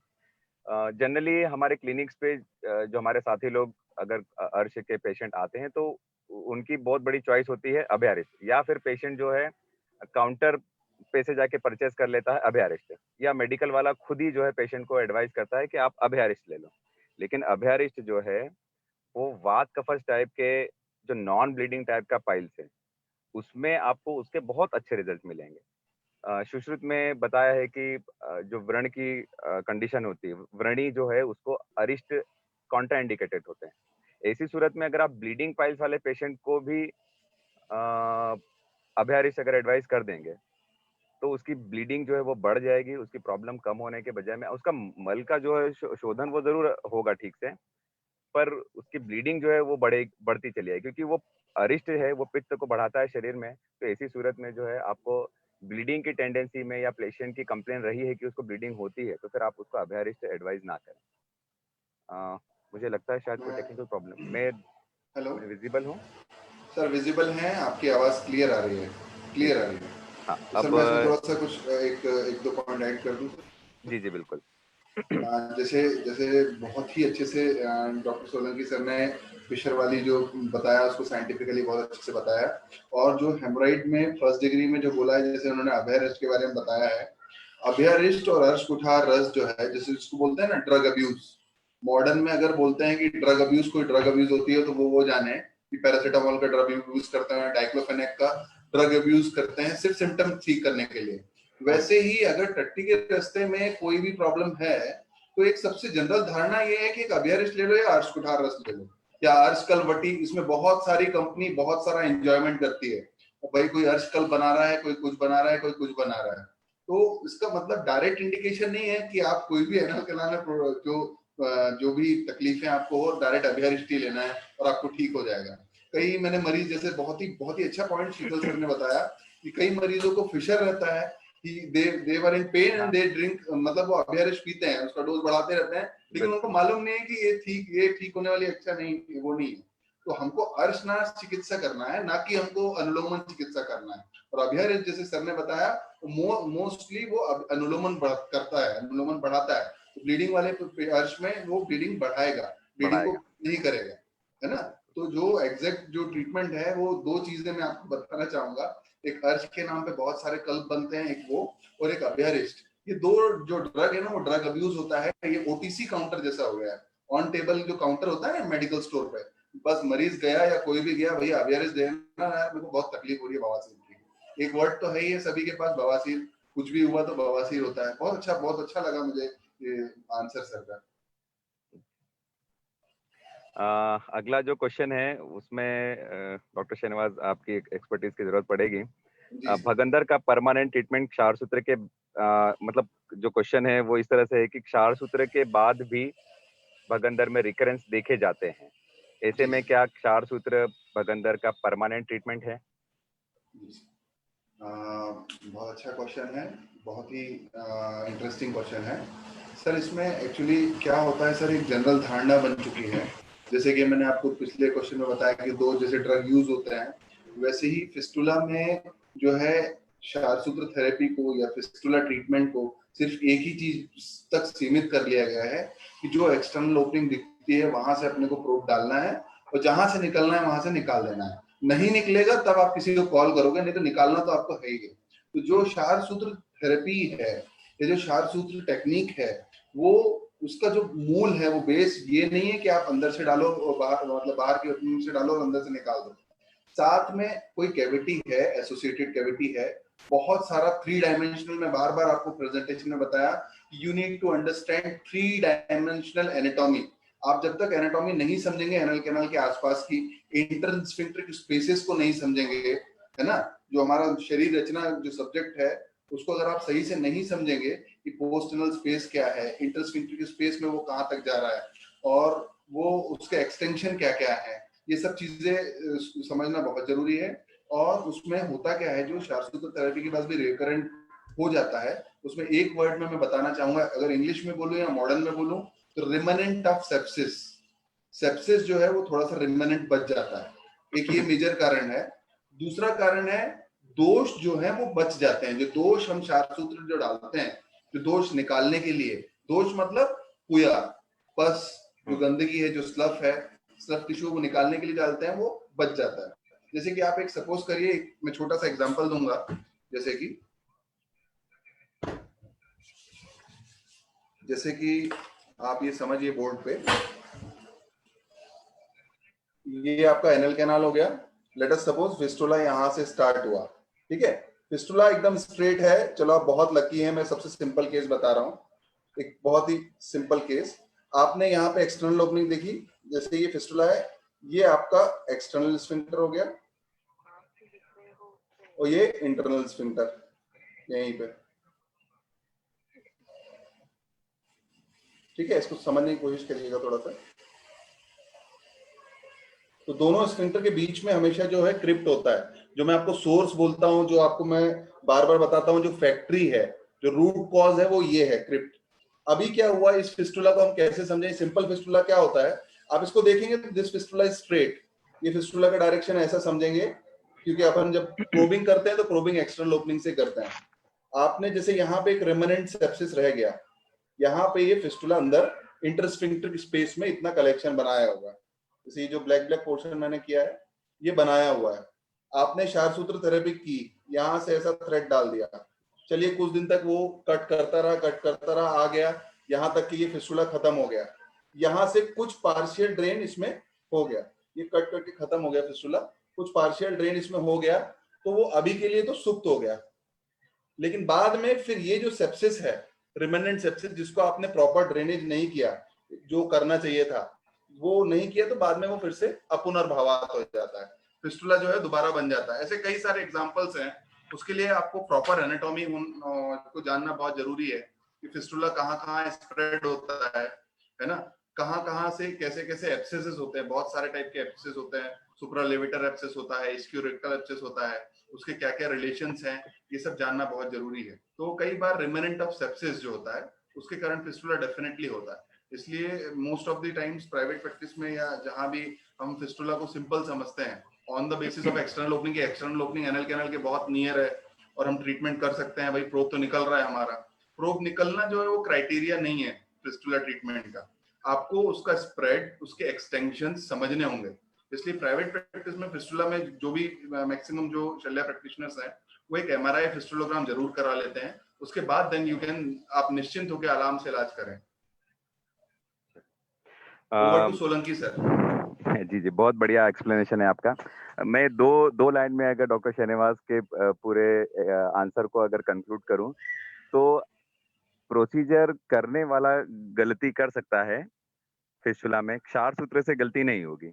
यह बहुत इंपॉर्टेंट चीज है कि आप जो भी प्रोसीजर या जो भी आप सर्जरी प्लान कर रहे हैं वो परफेक्ट इन्वेस्टिगेशन के बाद में किया गया हो, और सारी कैविटीज और जो 3 डायमेंशनल एनाटॉमी है उसके रिलेशन आपको समझने पड़ेंगे पैथोलॉजी के साथ में, तब जो है आप फिस्टुला में सक्सेस 100% सक्सेस आएगी क्षारसूत्र के साथ में।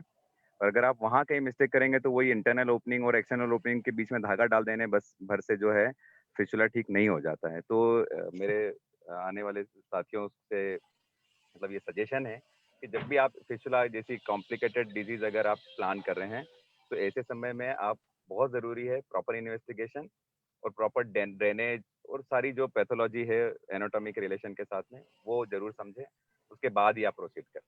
अगला जो क्वेश्चन है डॉक्टर शहनवाज वो है, क्या 3rd 4th डिग्री पाइल मास आगे चल करके कार्सिनोमा में कन्वर्ट हो जाता है अगर ट्रीटमेंट ना किया जाए तो?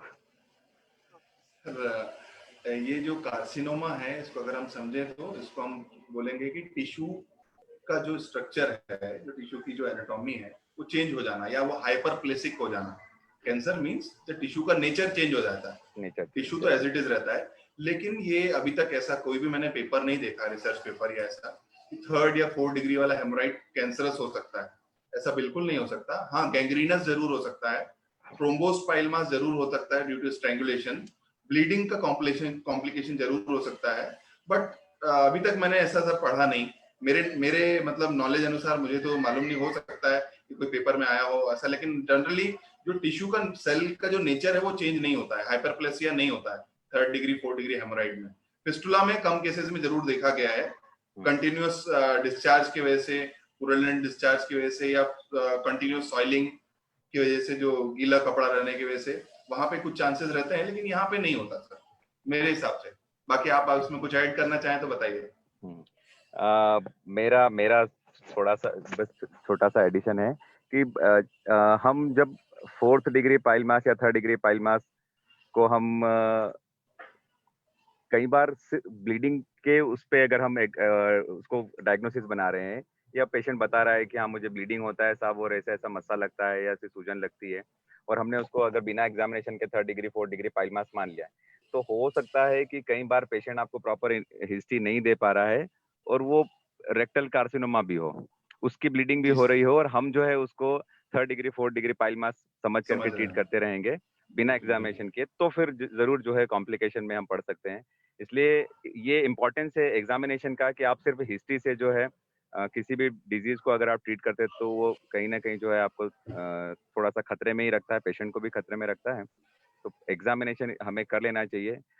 कोई 100 पेशेंट में से कोई एक या 1000 पेशेंट में से कोई एक आपको कार्सिनोमा वाला मिलेगा, बट उस एक के साथ में भी अगर आप टाइमली अगर मैनेज कर पाते हैं तो पेशेंट को जो है अर्ली डायग्नोसिस होने से जो उसका बेटर मैनेजमेंट हो पाएगा। इसलिए एग्जामिनेशन हमेशा करनी चाहिए। सिर्फ अगर पेशेंट हिस्ट्री दे रहा है कि मुझे ऐसा ऐसा होता है तो उस पर ही हमारा ट्रीटमेंट शुरू नहीं कर देना चाहिए। अगला क्वेश्चन जो है गुडसॉल्स रूल को इन शॉर्ट एक्सप्लेन करने के लिए एक रिक्वेस्ट आई है, तो डॉक्टर शहनवाज हाँ, मैं बोर्ड पे जी आप बोर्ड पे एक्सप्लेन कर दीजिए, ज्यादा बेहतर रहेगा। हाँ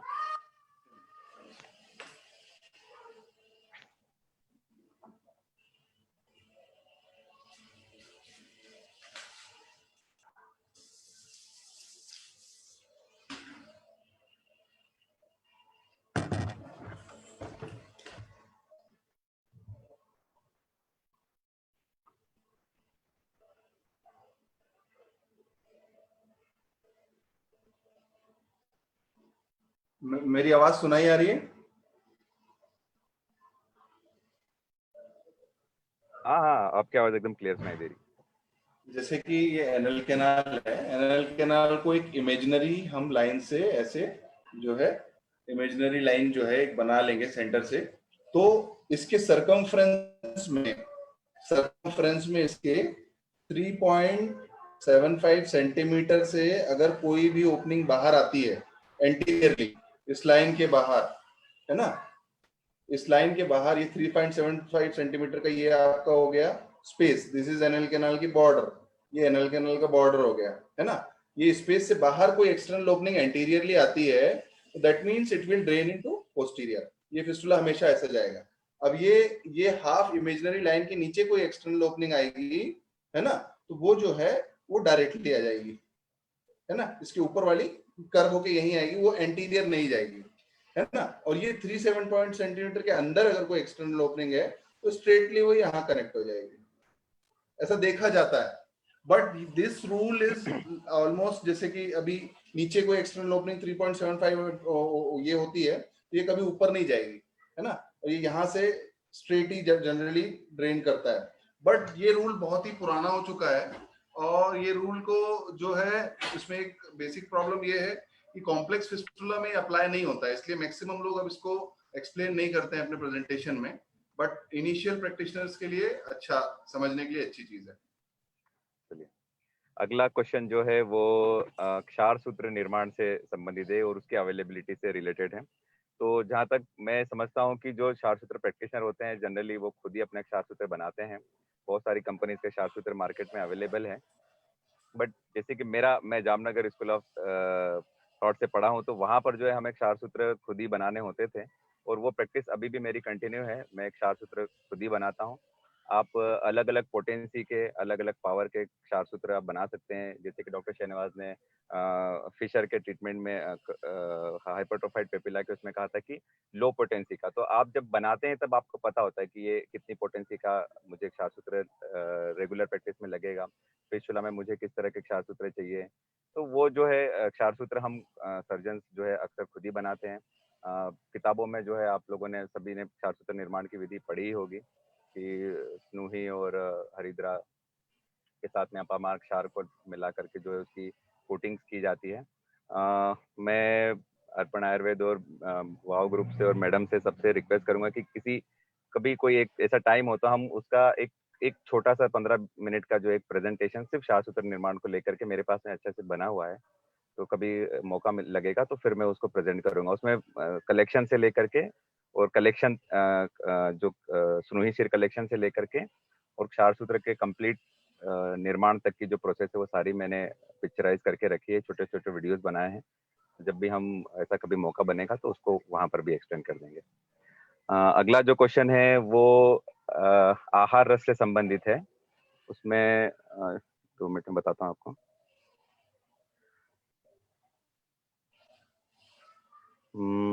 अर्श में मधुर अम्ल रस के व्यत्यास क्रम का स्पष्टीकरण देने की कृपा करें। तो इसमें देखिए जो शास्त्रों में लिखा है कि मधुर अम्ल जो है वो बारी बारी से इन रसों का प्रयोग करना चाहिए। हेलो जी सर हाँ सुनाई आ रहा है। हाँ जी सर। तो शास्त्र में लिखा है कि जो रसों का जो है वो बारी बारी से उपयोग सेवन करने के लिए, प्रयोग में लाने के लिए लिखा है। बट प्रैक्टिकली जो है मैं जो फील करता हूँ वो है कि तीखा खाने के अलावा जो है हम पेशेंट को दूसरी चीजें खाने से ज्यादा मना नहीं बोलते। बहुत ज्यादा अम्ल द्रव्य भी नहीं उसको एडवाइस करता हूँ, क्योंकि उससे भी जो है बाद में पित्त की वृद्धि होती है और फिर उसको पेशेंट को बर्निंग सेंसेशन और ये सारी चीजें देखने में मिलती है। लेकिन हाँ, मधुर रस का जो है सेवन करने के लिए मैं ज्यादा से ज्यादा एडवाइस करता हूँ। सवेरे के समय में अक्सर जो मेरा पोस्ट ऑपरेटिव, ये हमारे जामनगर से ही हम लोग इस प्रैक्टिस को करते आए हैं कि सवेरे नाश्ते में उसको कुछ ना कुछ मीठा खाने के लिए, जो कि स्नेह में लिप्त हो, मीन्स हलवा हो या इस तरह की चीजें खाने के लिए एडवाइस करते हैं, जिससे उसको जो इंटेस्टाइन है उसकी अच्छे से स्निग्ध हो जाती है और मल की प्रवृत्ति में उसको उतना पेनफुल नहीं होता है। तो अगर आपके पास में आपके क्लिनिक पे अगर कोई एनोरेटल पेशेंट विजिट करता है तब फिर आप उसको जो है तीखा खाने के लिए तो सर्वथा मना ही बोलेंगे, उसको जितना हो सकता है उसको कम खाने के लिए एडवाइस करेंगे। और जो फिर उसकी चॉइस है, अगर वो मीठा खाता है तो ठीक है, और नहीं खाता है तो फिर जो नॉर्मल खाना है, दलिया है, मूंग की दाल है, लौकी गिलकी की सब्जी है, रोटी है, ये सारी चीजें खाते हैं। मैं कभी भी जो है पेशेंट को खाने के लिए बहुत ज्यादा रिस्ट्रिक्शन नहीं करता हूँ। जो इंडिकेटेड चीजें हैं वो सारी खाने के लिए उसको एडवाइस करता हूँ। जैसे बेसन मैदा है, बासी खाना है, ये जो फास्ट फूड है, इस तरह की चीजें खाने के लिए हम उनको मना बोलते हैं। और मेरे ख्याल से काय चिकित्सा के या बेसिक प्रिंसिपल के हमारे जो साथी लोग हैं वो ज्यादा बेहतर ये रस से संबंधित जो क्वेश्चन है उसका आंसर दे सकते हैं। हम मेरी समझ से जो है मैंने कोशिश करी इस आंसर को देने के लिए। सर बहुत ही सही आंसर है सर, बहुत हाँ, बढ़िया तीखा है। खाने के अलावा जो है ये सर बेसिकली जैसे ये जो उन्होंने पूछा सर, अर्श के लिए पूछा है ना सर, कि जी, फिशर के लिए पूछा है? अर्श के लिए। आज के लिए। एनोरेक्टल Basically, मतलब वो तो ओवरऑल एनोरेक्टल डिसऑर्डर ओवरऑल दो ही कंप्लेंट्स होती हैं, एक बर्निंग सेंसेशन और एक पेन वाला जो ज्यादा बॉदरिंग जो कंपोनेंट होता है। उसके लिए जैसे सर का ओपिनियन है, लगभग मेरा भी वैसे ही ओपिनियन है कि हमको जो है स्टूल को कम नहीं करना है, खाना नॉर्मल देना है, जैसे कि गिलकी लौकी की सब्जी, रोटी और दलिया, मूंग की दाल, ये जरूर देना है। अगर आप स्टूल को रोकेंगे, स्टूल अगेन हार्ड हो जाएंगे। हार्ड हमको स्टूल किसी भी कीमत पे हार्ड स्टूल नहीं चाहिए, वो हेमोराइड हो, फिशर हो, फिस्टुला हो, हमको proper formed stool, soft stool बाहर निकलना चाहिए, है ना। तो ये बिल्कुल सही है। और 2-3 परहेज बहुत जरूरी हैं। एक बहुत ज्यादा स्पाइसी फूड, एक बहुत ज्यादा तला हुआ फूड जिससे आपको बर्निंग सेंसेशन ना हो। बाकी आप नॉर्मल आप फूड ले सकते हैं। और कई जो सीनियर टीचर्स हैं उनका तो ये भी कहना है कि जो नॉर्मल घर में खाना बनता है, जो नॉर्मल छौंका लगता है, वही वाला खाना खाइए, फीका खाना मत खाइए, नहीं तो अरुचि होती है। कई बार आपको टेस्ट डेवलप नहीं होता तो आप खाना ढंग से नहीं खा पाते हैं। खाना जरूरी है। चलिए, तो मेरे ख्याल से अब तक जो पूछे गए सवाल है सारे वो खत्म हो चुके हैं। अगर अभी भी किसी का कोई सवाल बाकी रहता है तो हम कोशिश करेंगे उसको दूर करने के लिए, उनकी समस्याओं को। और मैं ऑर्गेनाइजिंग टीम को एक बार धन्यवाद देना चाहूंगा और शीतल सोलंकी सर की स्पिरिट को जो है बहुत अप्रिशिएट करना चाहूंगा। आप देख सकते हैं वो कार में है, कार उन्होंने रोक करके नेटवर्क के एरिया में, एंड रियली दिस मतलब ये शो करता है कि आदमी कितना इंटरेस्टेड है बताने के लिए, पढ़ाने के लिए। I really appreciate this and बहुत अच्छा लगा मुझे। हम लोग तो घर पे हैं, कंफर्टेबल हैं।